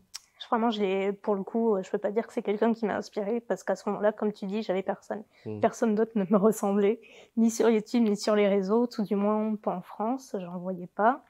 Donc c'est vraiment quelque chose que je me suis approprié moi toute seule et que j'ai fait mon propre chemin.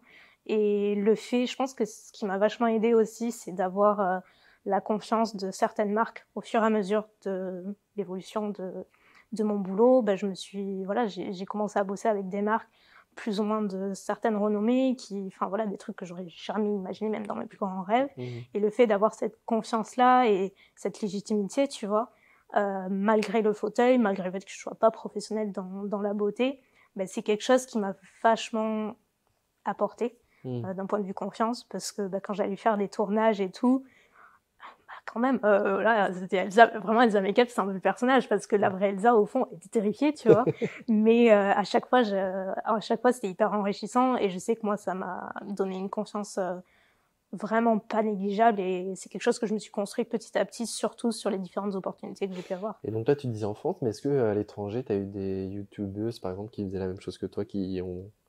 Alors justement, moi, je saurais pas te dire, mais il y a plusieurs années, tu connais très certainement Ouais. Chelsea, tu Je l'ai vois? rencontrée à Paris au hasard Mais non. dans la rue. Non, mais tu sais Alors que moi, c'est mon idole, hein, Chelsea. Ah Je ouais? rêverais de la Mais voir. elle est super cool en plus, hein. Elle a l'air.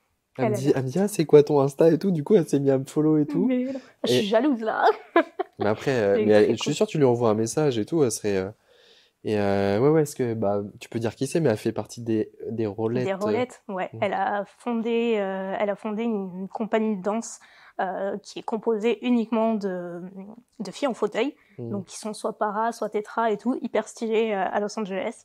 Et elle a monté ça il y a des années et des années. Elle a eu un accident de voiture, je crois. mhm, Donc elle s'est retrouvée paraplégique. Et vraiment, c'est une fille incroyable, hyper inspirante. Et moi, je suis tombée sur son profil Insta il y a quelques années au hasard.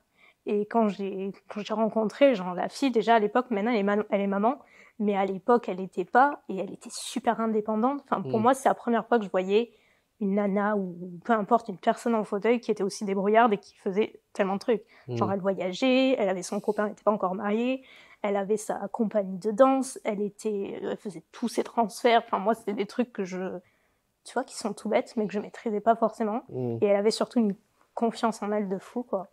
Donc, et c'est en fait en la suivant, je me suis dit, waouh, j'ai envie d'être comme elle, tu vois, mais pas dans le sens, je veux la copier, juste ça m'a inspiré, moi, Mm. à me dire, ouais, c'est bon quoi, t'as pas tes jambes, mais tu peux faire tellement, tellement de trucs. Donc, ouais, c'est vraiment une fille qui m'a vachement inspirée, qui m'inspire encore beaucoup. Bah écoute, on l'embrasse, c'est grâce à cette On vidéo. embrasse Chelsea. Je sais pas si elle parle français. Bon, je pense que t'as les sous-titres automatiques sur YouTube. Sinon, Kevin est... Ouais, tu peux les mettre. Sinon, Kev, il est fort. Non, c'est pas prévu que j'ai fait. Bonjour. Bon, après, maintenant, t'as les... Ah, ouais, en Ouais, vrai, c'est ça marche bien, je crois, maintenant. Ouais, j'ai l'impression. Mm. C'est une Est-ce que tu penses que de ce que tu partages sur YouTube et le fait d'avoir partagé que tu étais en fauteuil, ça a brisé un peu des préjugés sur le handicap? Franchement, oui, je pense. Je m'en rendais pas compte, mais je pense que c'est vraiment maintenant, tu vois, avec le recul, je m'en rends un peu plus compte. Mm. Mais à l'époque, pas du tout, j'y prêtais pas spécialement attention.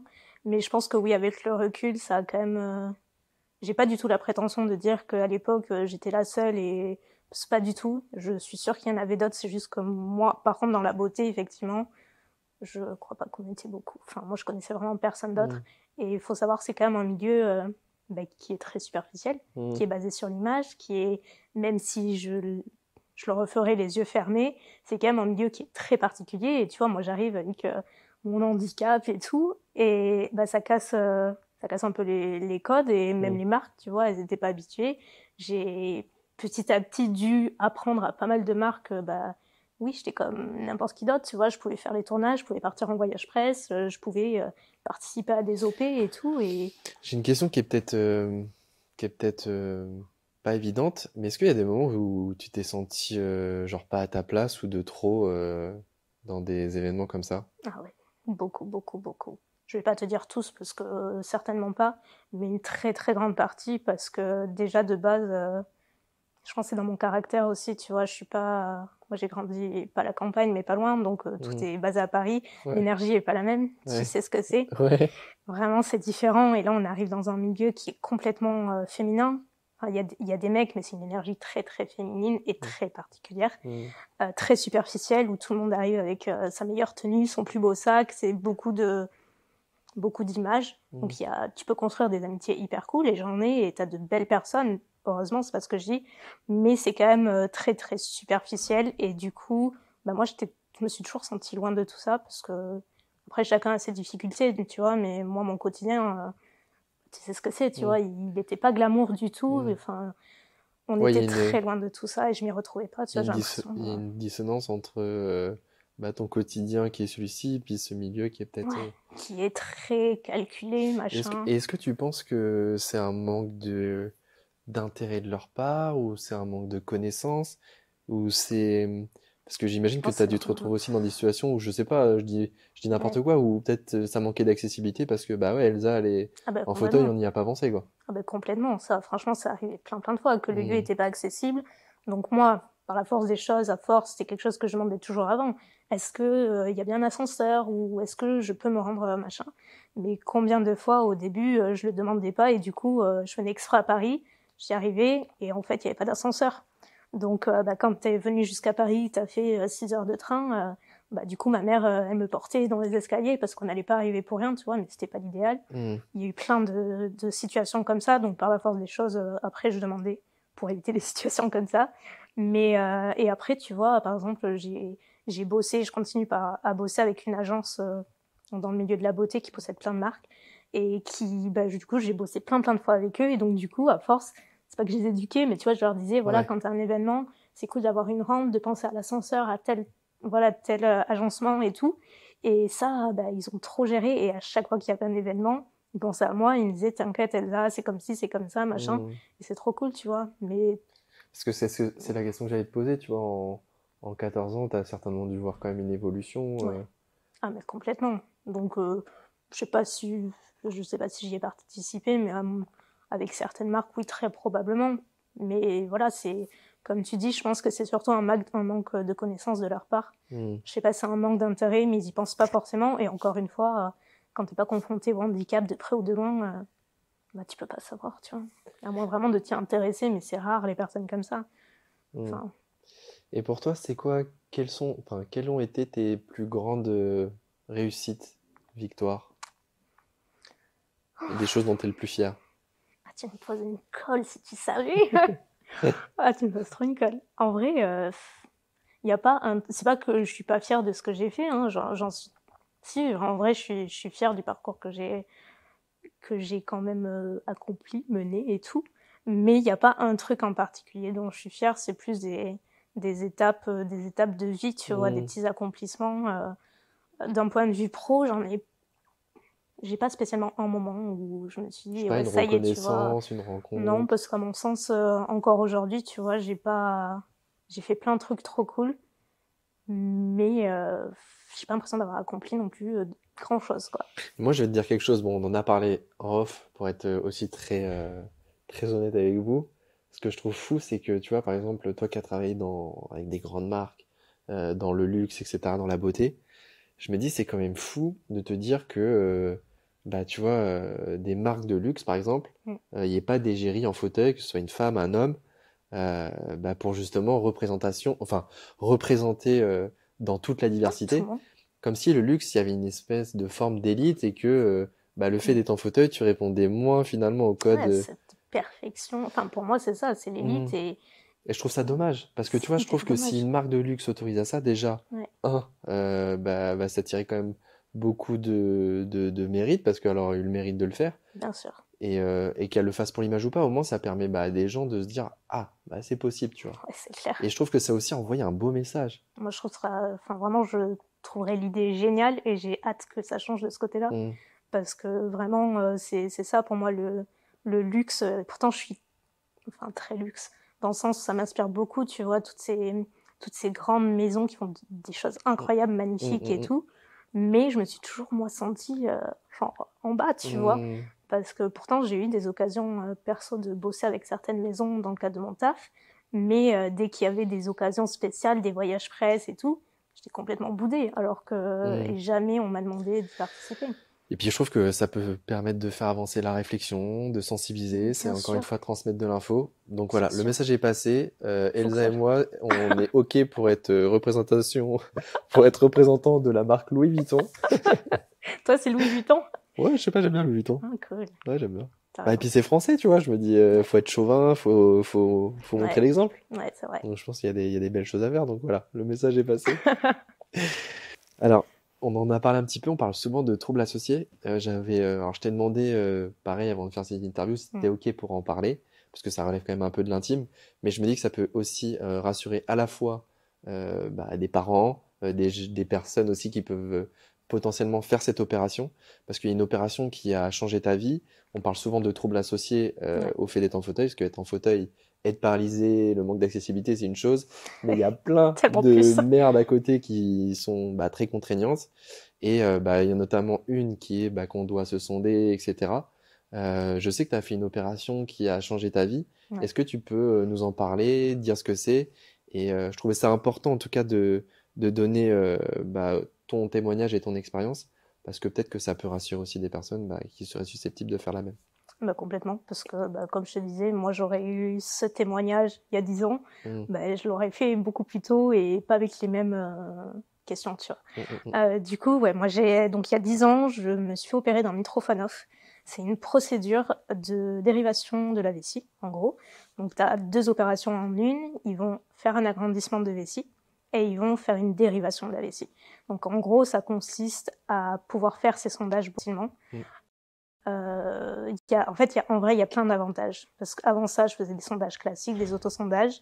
Et moi, ce qui m'a fait choisir cette opération, oui, parce qu'en gros, donc moi, quand je faisais mes autosondages, je les faisais automatiquement en position allongée. Mm. Et c'est vrai que c'est une période où je commençais déjà quand même à de plus en plus voyager et tout, donc je me retrouvais hyper contrainte par ce point-là, où à chaque fois je devais rentrer à l'hôtel, etc. Enfin, Mm. un sondage, c'est tous les 4 heures. C'est en beaucoup tout cas, chez moi. d'organisation, ouais. Une organisation de fou. Donc j'ai fait plein de fois dans la voiture, banquette arrière, enfin truc ouf quoi. Et je dis là, c'est insupportable. Et puis surtout, je faisais beaucoup d'infections urinaires parce que je buvais pas assez. Donc bref, ma vessie avait pris cher concrètement. Ouais. J'avais du coup des fuites urinaires de plus en plus. Donc quand j'en ai parlé à mon urologue, c'est lui qui m'a proposé déjà l'opération. Il m'a dit, en plus de faire cette dérivation qui va vous permettre de vous sonder plus facilement, on fait un agrandissement de vessie, ce qui fait que votre vessie, elle peut contenir plus de volume, et donc du coup, ça c'est même pas que ça limite les fuites, c'est qu'il y en a plus après, quoi. Mmh. Et du coup, en théorie, moins d'infections, enfin que des avantages. Donc je l'ai fait il y a 10 ans, et en gros, vous choisissez soit par l'ombilic, soit par le côté au niveau du ventre. C'est un tout petit trou, un petit orifice pas plus large que mon petit doigt. Il n'y a pas de pansement, il n'y a rien du tout, et du coup on fait le sondage par là. Et c'est une opération qui dure combien de temps, ça? De tête, je crois qu'elle dure 4 heures, un truc comme ça. Mmh. Parce que c'est une opération un peu lourde, parce que de ce que je sais, alors après, même s'il y a des médecins qui regardent ou des gens un peu plus voilà, avisés sur le sujet, ils pourront mettre aussi en commentaire. De ce que je crois et de mon champ de connaissances, qui est certainement un peu limité, je crois qu'ils prennent une partie de l'intestin C'est exactement ça. pour changer la vessie, parce Ouais. que la vessie est un muscle, donc bah, vu que c'est un muscle, elle peut être sujette, je sais pas comment on dit, Ouais, sujette. sujette, on va dire ça comme ça, j'aime bien. Bah, du coup, à la spasticité. Du coup, la spasticité fait que ça peut provoquer des fuites urinaires. Les Donc, il contractions. y a aussi une contrainte, c'est que, bah, en plus de ça, tu vois, on en a pas parlé, mais bah, c'est vrai que quand tu es une femme, c'est plus contraignant de faire des sondages que quand tu es Ouais. un homme, parce que Ouais. bah, nous, on a des attributs qui nous Anatomiquement permettent de... parlant, Voilà, en termes d'anatomie, c'est un peu plus facile. Et nous, en plus de ça, on peut aussi compenser parce qu'il y a ce qu'on appelle les pennilegs, donc c'est un peu, pour schématiser, comme un préservatif ouais. avec un petit truc qui permet de relier à une poche, Ouais. et ça peut éviter que bah, quand tu as des fuites, Ah ouais, tu vois, même ok. temporairement. Moi, tu vois, par exemple, pour être Ok. aussi très authentique et très transparent, je sais qu'au début, j'avais des calculs, donc ces calculs Ah ouais. provoquaient de la spasticité, Ok. j'avais des fuites, et bah, j'utilisais du coup ce Pennilex pour Ok. éviter d'avoir Ça, je des fuites. connaissais pas du tout. Donc toi, c'était moins contraignant. Sauf que le problème, c'est quand t'es une femme, tu peux pas. Non. Et donc je pense Ça qu'il passe faut pas aussi aussi. passer par ce genre d'opération. Mm. J'imagine que ça a dû être dur, parce que tu me disais en plus de ça que on te l'avait proposé au début, mais que tu voulais pas la faire. Ouais, on me l'a proposé dans les premières années qui ont suivi mon accident. Mais à ce moment-là, c'était une procédure qui me terrifiait, et je me suis dit, bah, ça va être encore... En fait, c'était plus le fait de faire le sondage par le ventre et de me dire, mais c'est une cicatrice en plus, c'est hyper bizarre de faire ça par le ventre. Genre vraiment, je bloquais sur ce point-là. Mm. Et en fait, bon, bah, si quoi. Si je l'aurais fait beaucoup plus tôt. Ouais. Mais Et qu'est-ce qui t'a fait franchir ce pas? Est-ce que tu as eu des témoignages, par exemple, des gens avec qui tu as échangé? pas du tout. Pas du tout? Pour le coup, personne. Mais vraiment, quand je te dis personne, c'est que j'avais demandé, même, tu vois, à l'urologue et tout, et à l'époque, j'avais un contact qui était médecin et tout. Mm. Je lui demandais, elle connaissait personne. Et tellement bien que moi, quand je l'ai fait, cette même médecin est revenue me voir, elle m'a dit, écoute, j'ai une jeune patiente qui voudrait le faire, mais elle sait pas trop, est-ce que tu pourrais lui parler et tout. Donc, voilà. Mais moi, à l'époque, j'avais personne. Même sur Internet, je suis allée voir, j'avais rien trouvé. Mais tu vois, c'est aussi pour ça que je trouve ça hyper intéressant que tu le partages, parce Mm. que j'imagine que ça pourra aussi rassurer. Et puis, comme tu le disais, ça, c'est une opération qui a changé ta vie, qui t'a permis de voyager peut-être plus sereinement. Mais tellement. Maintenant, c'est plus une contrainte de faire mes sondages. J'ai plus ce truc de me dire, vite, il faut que je rentre à la maison pour Mm. les faire. C'est hyper contraignant. Parce que Enfin, ça devait être c'est une organisation de dingue en de fou. plus. De fou. Quand Charge j'étais au mentale. lycée, c'était pareil. Du coup, j'avais une infirmerie, enfin une pièce à l'infirmerie qui était dédiée pour moi. Et Mm. du coup, à chaque pause, j'allais faire mes sondages et tout. Enfin, c'était... franchement, je sais pas comment j'ai tenu autant d'années comme ça. Ma mère m'aidait beaucoup, pour Mm. être honnête. Elle aussi me faisait les sondages des fois. Enfin bref, c'était un travail d'équipe. Est-ce qu'il y a quand même des avantages ou pas? Par Ou, rapport à... je sais pas, est-ce qu'il y a des contraintes liées à cette... Avec le microphoneur, tu veux dire Ouais. ou... Bah écoute, moi des contraintes, très honnêtement, Peut-être au début? hormis physiquement le fait que t'aies ce petit truc au ventre qui est pas super beau, Mhm. enfin qui est pas beau, il y a pire mais ça va. Mhm. C'est le seul truc parce qu'en vrai il y a aucune autre contrainte. Et si l'opération en elle-même, le post-op, qui est atroce, franchement ça a été l'opération la plus dure pour moi après l'arthrodèse, Mhm. vraiment. Et pourtant je suis solide quand même, c'est pas pour dire, mais je sais que Ouais. je suis. Et celle-ci ça a été un enfer. Mais par contre, tu vois, demain tu me dis il faut la refaire, je la refais, même Mhm. si je sais que c'est un enfer et que wow. Parce que c'est quoi quand tu dis que c'est un enfer, ça a été... Le post-op, en fait, c'est pas en soi que c'est douloureux, parce que pour le coup, j'ai pas du tout souffert. Après, moi, j'ai pas de sensation à ce niveau-là, donc Mhm. très honnêtement, ça m'aide. Mais en fait, en gros, t'as une sonde à demeure pendant... donc moi, je l'ai eu pendant 8 semaines. Et donc là, plus des soins de tous les jours. Et en fait, tu dois... Enfin, en gros, tu dois un peu déboucher ta sonde. C'est pas très glamour, Mhm. mais ça, je le faisais 7 fois par jour. Et elle se bouchait tout le temps, tout le temps, tout le temps. Ça se bouge, donc il faut le déboucher la nuit, le jour. Enfin, je dormais plus, j'étais exténuée. C'était super, super dur. Plus, vraiment, t'as beaucoup de prises de sang, t'es très anémie au début. Enfin, ça remue. Et puis, il touche les intestins, donc t'as quand même quelques problèmes aussi. C'est dur de reprendre ton corps comme avant. Donc ouais, t'as quand même un process Très long. un peu lourd quand même derrière. Faut compter 6 mois. Ouais. Donc bon, Donc, tu vois, c'est aussi bien aussi de dire c'est bien, mais aussi oui, bah, voilà. montrer Faut aussi être la conscient vérité. que c'est pas facile. Voilà. Mais que quand c'est fait, ça change la vie. Ah, mais Mais moi, vraiment. j'ai aussi un copain qui a fait la même que toi et il m'a dit Ouais. ça m'a changé la vie. Mais vraiment. Enfin, j'en ai même plusieurs. Mais enfin, ça m'a changé la vie et je peux pas croire que ça ne change à personne. C'est super. Enfin, vraiment, ta vie, elle est tellement plus facile maintenant. Je le fais de n'importe où, dans les avions, dans les trains, c'est génial. Même au dîner de famille, des fois, ça m'est arrivé. Bon, moi, je te rassure, même sans Mitrofanov, Ouais. je le fais dans l'avion et dans le train aussi. Hein. Ouais, toi, c'est plus pratique, j'avoue. Ouais, moi, je suis pas très. Je suis un peu trop à l'aise des fois. Du coup, j'avais envie de parler d'un sujet qui est aussi important, qui est aussi. Maintenant, tu as quelqu'un qui partage ta vie. Quand t'es jeune, quand t'as 14 ans, quand tu expliques aussi que de tes 15 ans à tes 20 ans, c'était un peu. Tu vivais sans vraiment Ah ouais. vivre pleinement.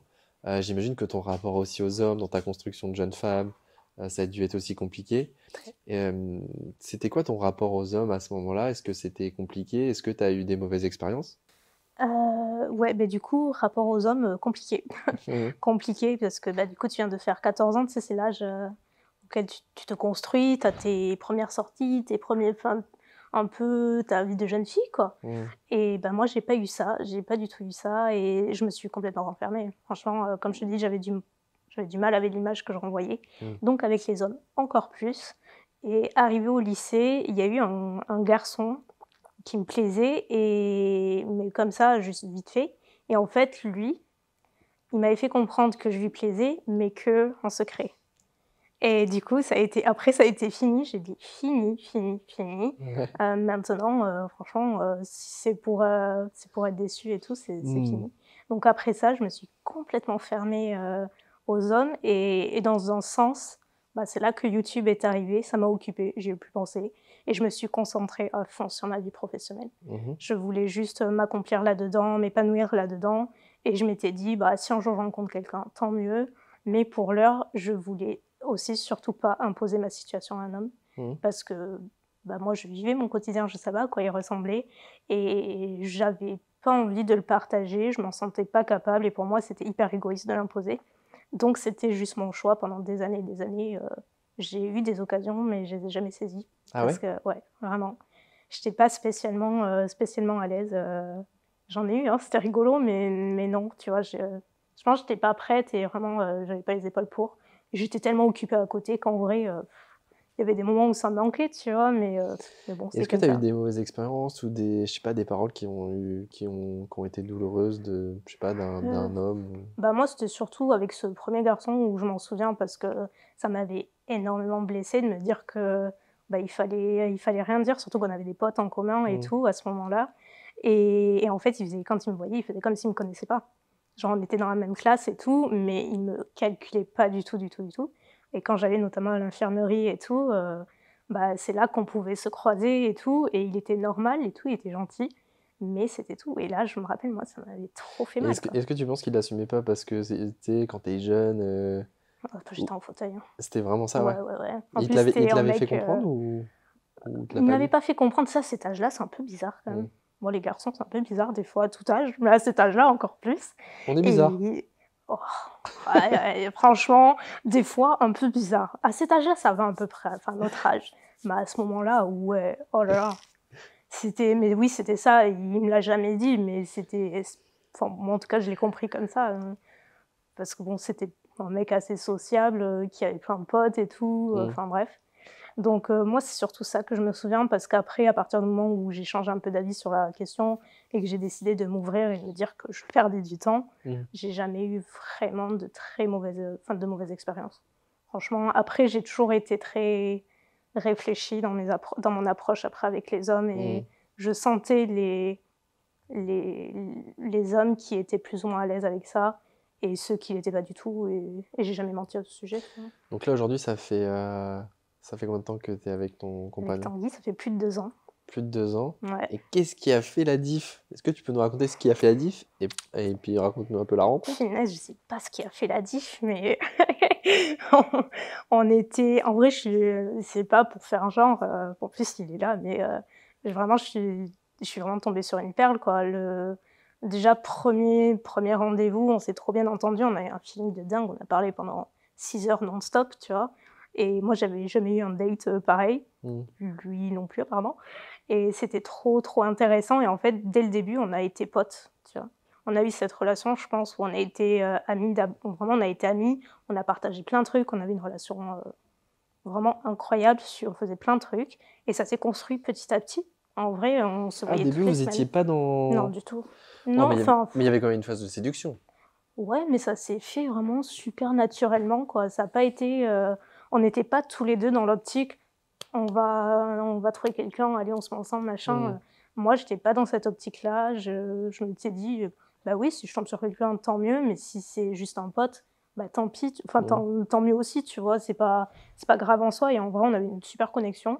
Et c'est juste, ça s'est fait petit à petit, on se voyait toutes les semaines, et petit à petit, t'as des petits rapprochements, et t'es plus à l'aise avec l'autre personne. Et puis, Tanguy, à l'époque, il était jamais sorti avec une fille en fauteuil, tu vois, il en a même jamais côtoyé, donc ça se construit, tu vois. Ouais. Et voilà, et ça s'est fait. Et en fait, il est déjà de base, il a une grande ouverture d'esprit, tout l'intéresse. Donc, tu vois, très rapidement, il s'est intéressé, mais sans être dans la curiosité mal placée et tout. Ça se voyait qu'il avait envie de comprendre et d'aider sans être trop. Enfin, je sais pas, c'était hyper sain. Et ça s'est construit petit à petit. Et vous étiez rencontrés sur quoi? Sur Bumble. Il va me détester de le dire. Pourquoi? Faut pas le dire, on le coupe.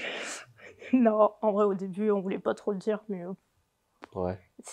Bah, moi, Bon, tu maintenant, sais, je dans pense que mon tu sais, il y a taf, beaucoup de rencontres qui sont sur mais Internet. c'est ça. Maintenant, il y en a de plus en plus. Et moi, à l'époque, ma seule façon de faire des rencontres, c'était comme ça. Dans mon taf, c'était que des filles, donc Mais pas la attends, peine. parce que moi, je connais un peu l'histoire. Après, même si on ne doit pas donner plein de détails, là où tu habites et là où il était... Ah oui, c'était pas du tout au même endroit.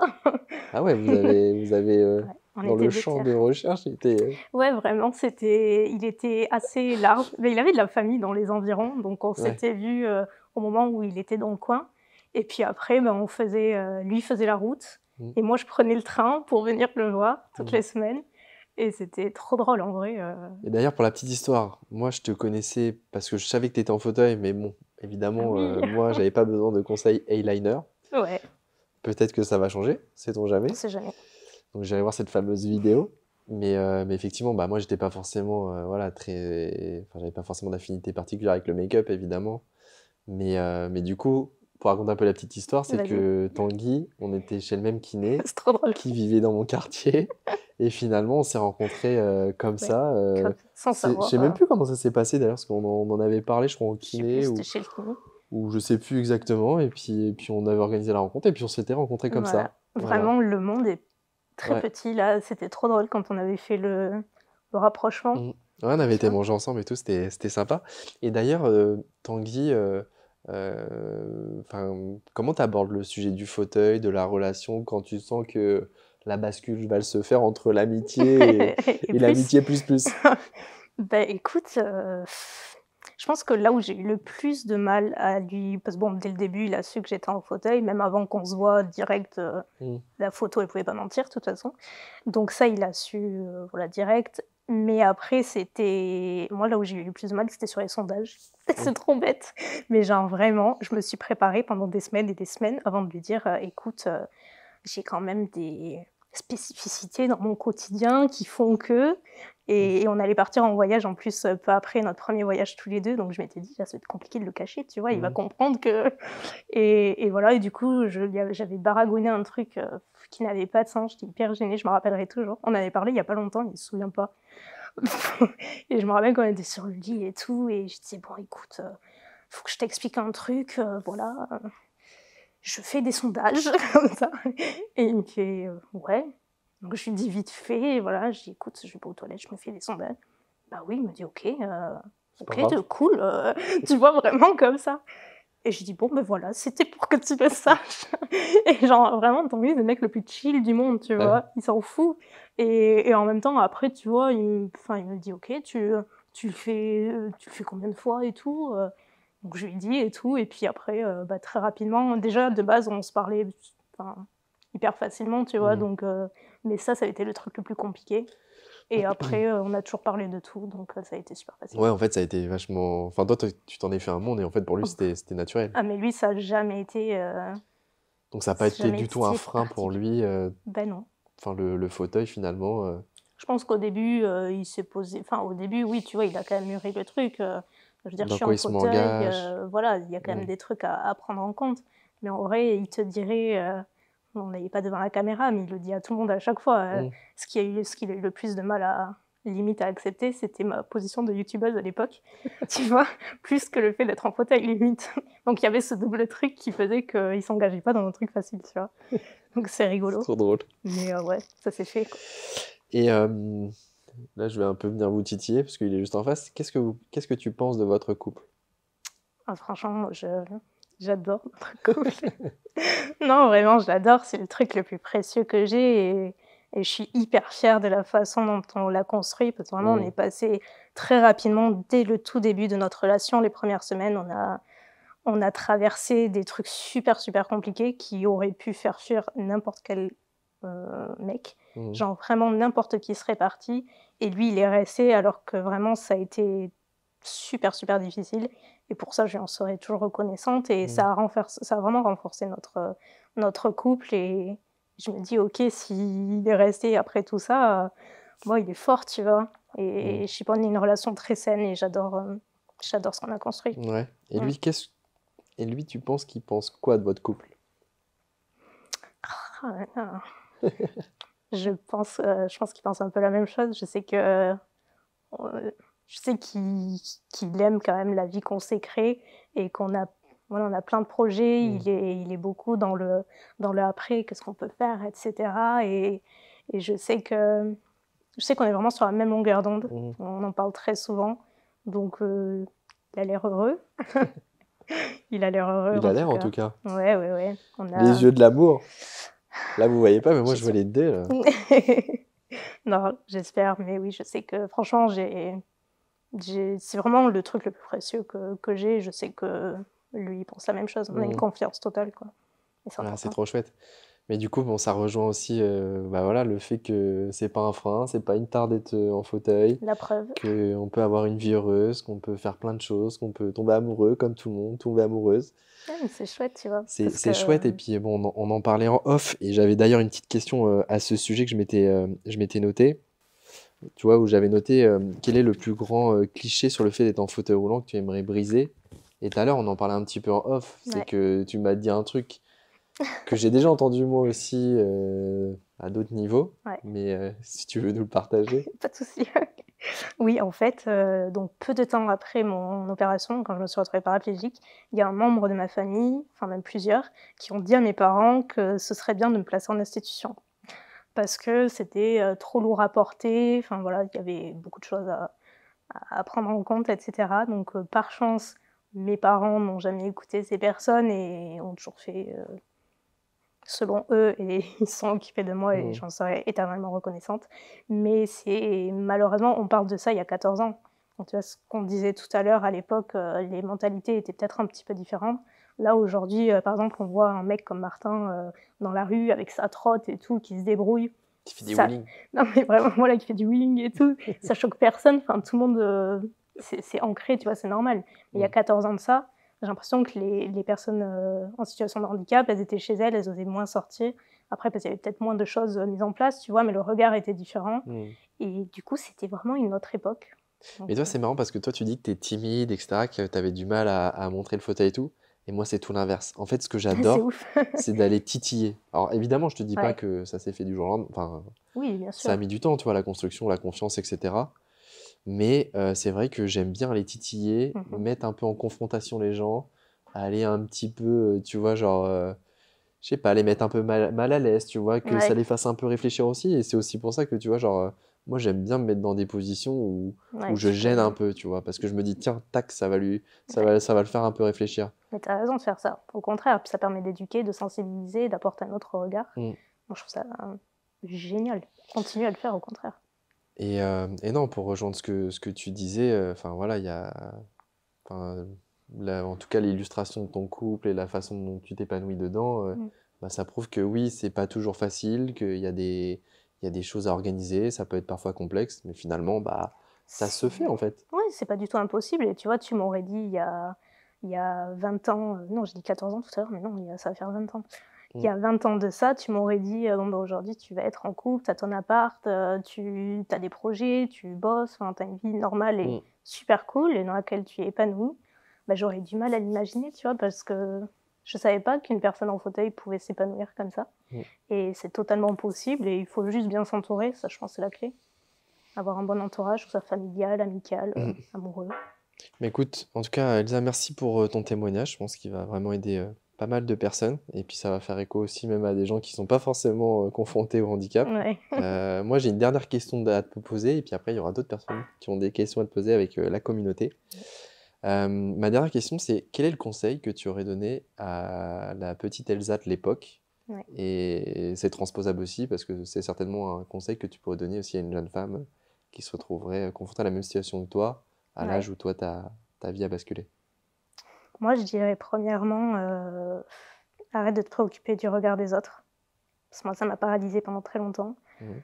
Donc, arrête de t'occuper du regard des autres et vis.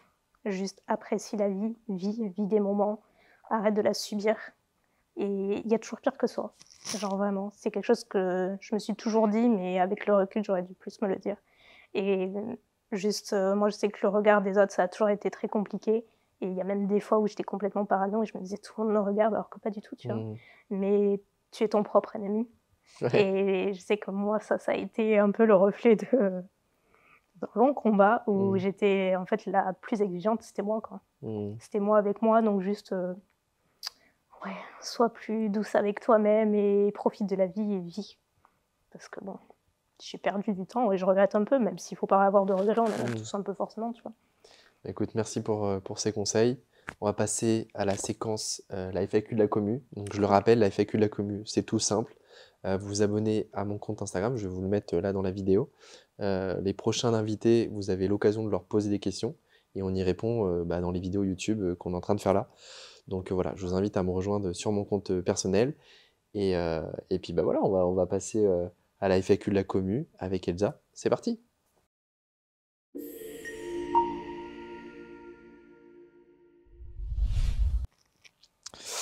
Alors j'ai quand même une question de Lena Bekrid qui dit une fois le coming out fait, t'es-tu dit que tu aurais dû le faire plus tôt? Ou bien est-ce que tu t'es dit que c'était le bon timing? Non, franchement, c'était le bon timing. Je me serais pas vu le faire plus tôt et je sais que j'en aurais pas été capable de toute façon. J'avais pas les épaules pour ça. C'était le bon timing. Je crois vraiment très fortement où tout arrive quand il faut que ça arrive. Et voilà, si c'était pas avant, c'est que j'étais pas prête pour ça, quoi. Alors, j'ai une question qui est... Alors je sais pas comment tu vas la prendre.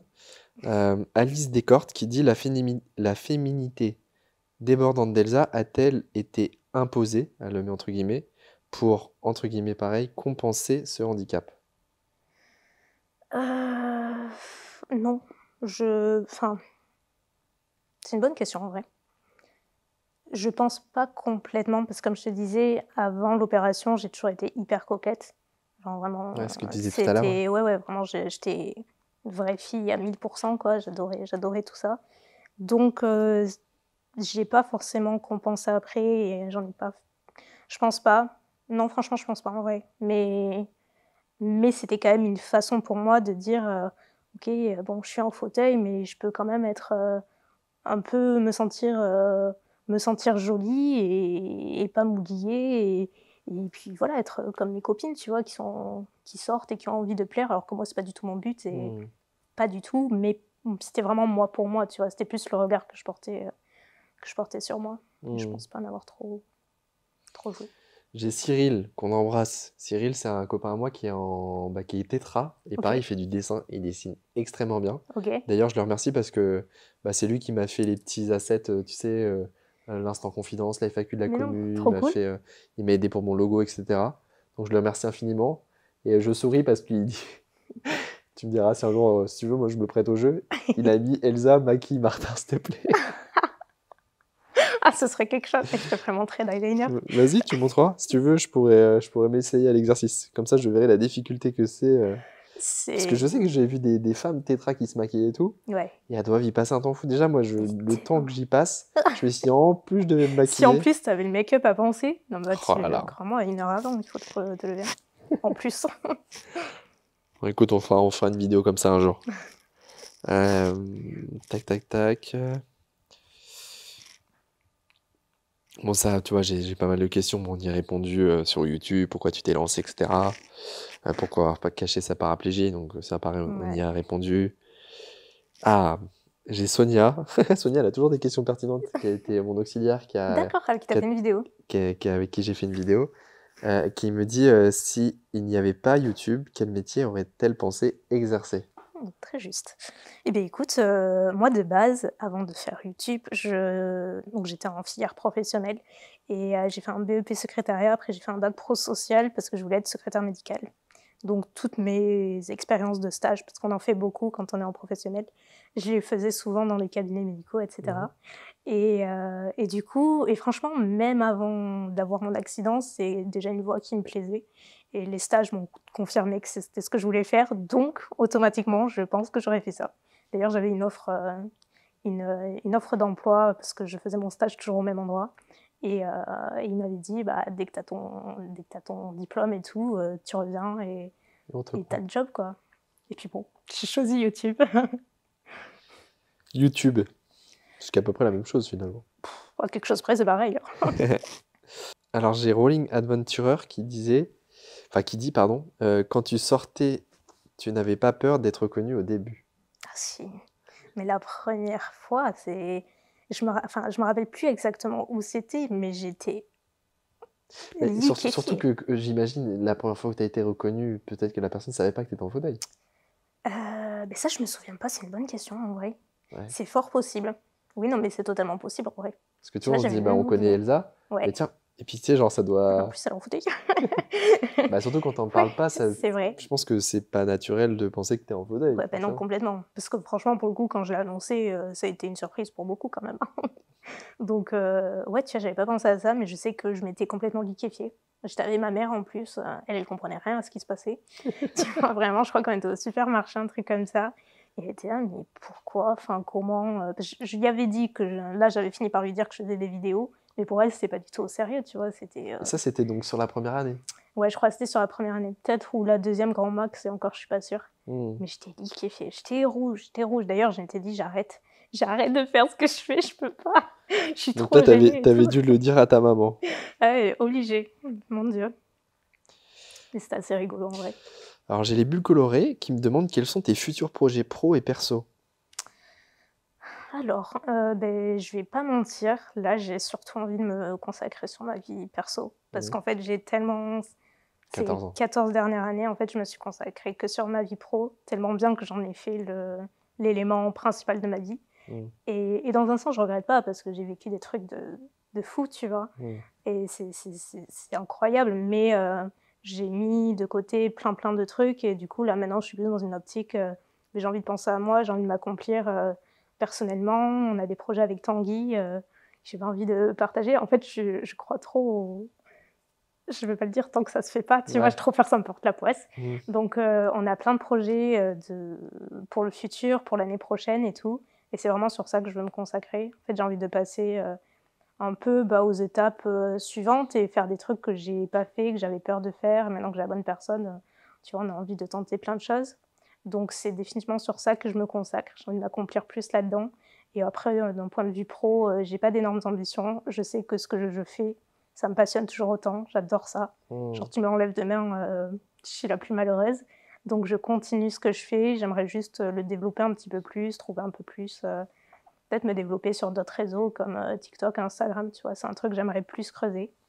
Mais après, j'ai pas forcément de projet particulier. Déjà, C'est le marrant parce que, perso, c'est important. pendant que tu dis ça, j'ai une question que j'avais déjà vue, mais j'ai peur de mettre Tanguy dans la sauce. Vas-y. Il y a Psorialis qui me dit, est-ce qu'elle souhaite se marier?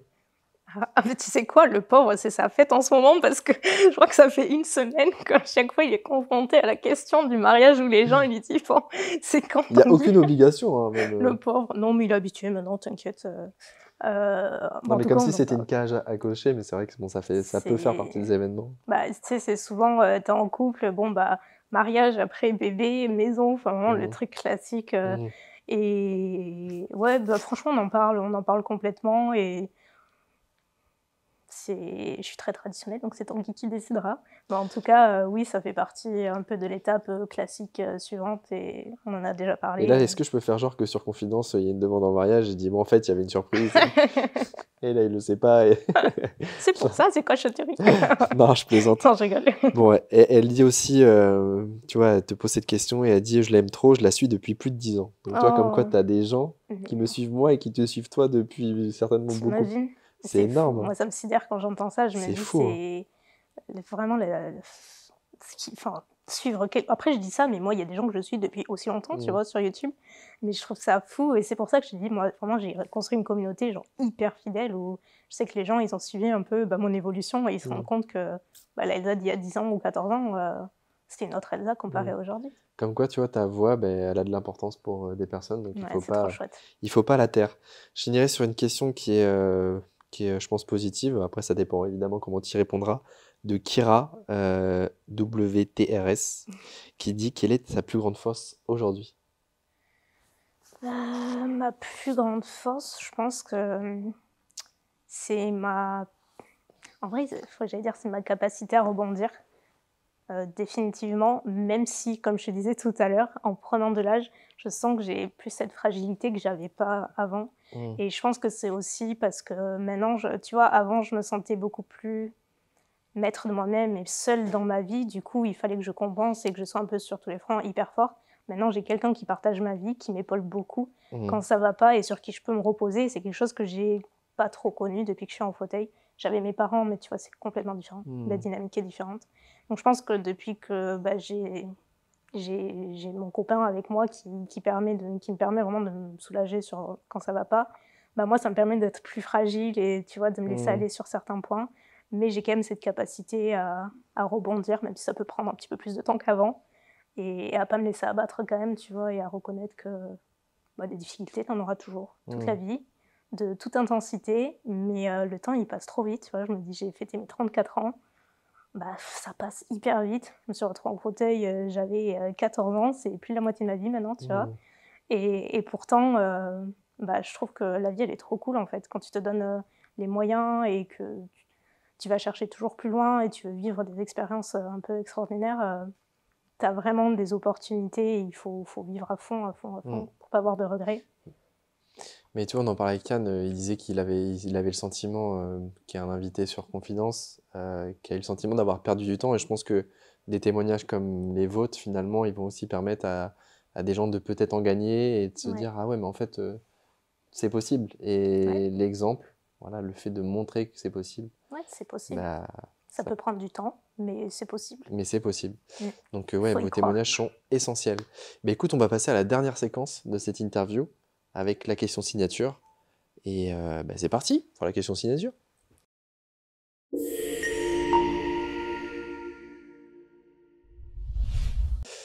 Donc Elsa, là aujourd'hui c'est toi qui témoignes. Est-ce que tu aurais Ouais. une personne que tu as envie de me recommander et que tu aimerais bien voir sur Confidence, que tu Ouais. connais et pourquoi ça serait pertinent pour toi qu'elle témoigne ici?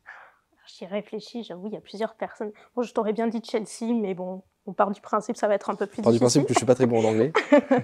Mais non, je vais tricher, c'est un duo, on va dire, tu vas comprendre. Je dirais Pierre de Willward, avec Myriam, sa Ouais. compagne. Je trouve que Pierre, il a un parcours absolument incroyable, une histoire très très forte. Mm. Et ce qu'ils ont réussi à construire avec Myriam, ce qu'ils font sur les réseaux, C'est incroyable. je trouve ça fou. Enfin, moi, il m'inspire de fou. Et avec Tanguy, on est tout le temps en admiration quand on voit tous les contenus qu'il partage, C'est incroyable. tous les accomplissements, tu Ouais. vois. c'est impressionnant parce que je veux dire, pour le coup, il a une histoire très compliquée et Mm. c'est l'exemple même de la résilience. Et ouais, bah tu vois, t'as un coup dur, tu te relèves et regarde ta vie à quoi elle ressemble Mm. aujourd'hui. Tu vois, il a fait le tour du monde avec Myriam. C'est fabuleux. Mais en fait, moi, ce que je trouve génial dans ce qu'ils font, c'est qu'on les embrasse. Ouais, Mais effectivement, Pierre et Myriam, donc lui, il a été victime d'une attaque que tout le monde a connue, hein, au Bataclan. Il s'est pris une balle. Donc il est devenu paraplégique. Il s'est marié après avec Myriam, avec ouais, qui il était déjà en relation. Et c'était le début de leur relation. Ils ont écrit un bouquin à ce sujet. D'ailleurs, je pourrais peut-être mettre le lien dans la vidéo.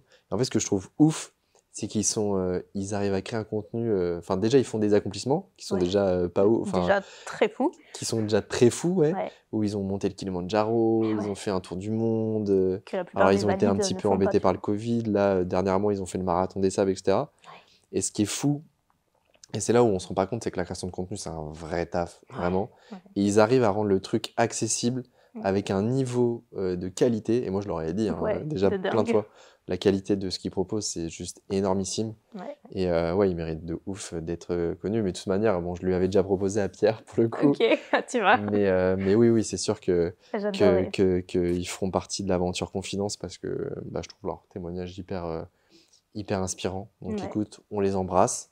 Et bien écoute, en tout cas, on aura certainement l'occasion de les retrouver sur le format prochainement. En tout cas, cool. vous êtes les bienvenus avec grand plaisir, les amis. On arrive à la fin de cette interview. Donc merci à vous d'avoir regardé jusqu'ici.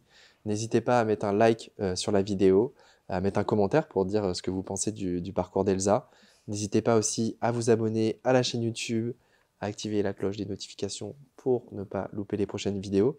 Les formats sont aussi disponibles en podcast. Donc pareil, je vais vous mettre tout ça en lien dans la vidéo. Donc vous pourrez retrouver ça en format podcast. Donc quand vous cuisinez, quand vous conduisez, vous pouvez retrouver le format en audio aussi sur toutes les plateformes de streaming. Donc voilà, merci à tous d'avoir regardé la vidéo. On se dit à très bientôt. Merci Elsa d'avoir fait le déplacement Merci à jusqu'ici. toi, c'était un plaisir. Et à bientôt tout le monde. Bye.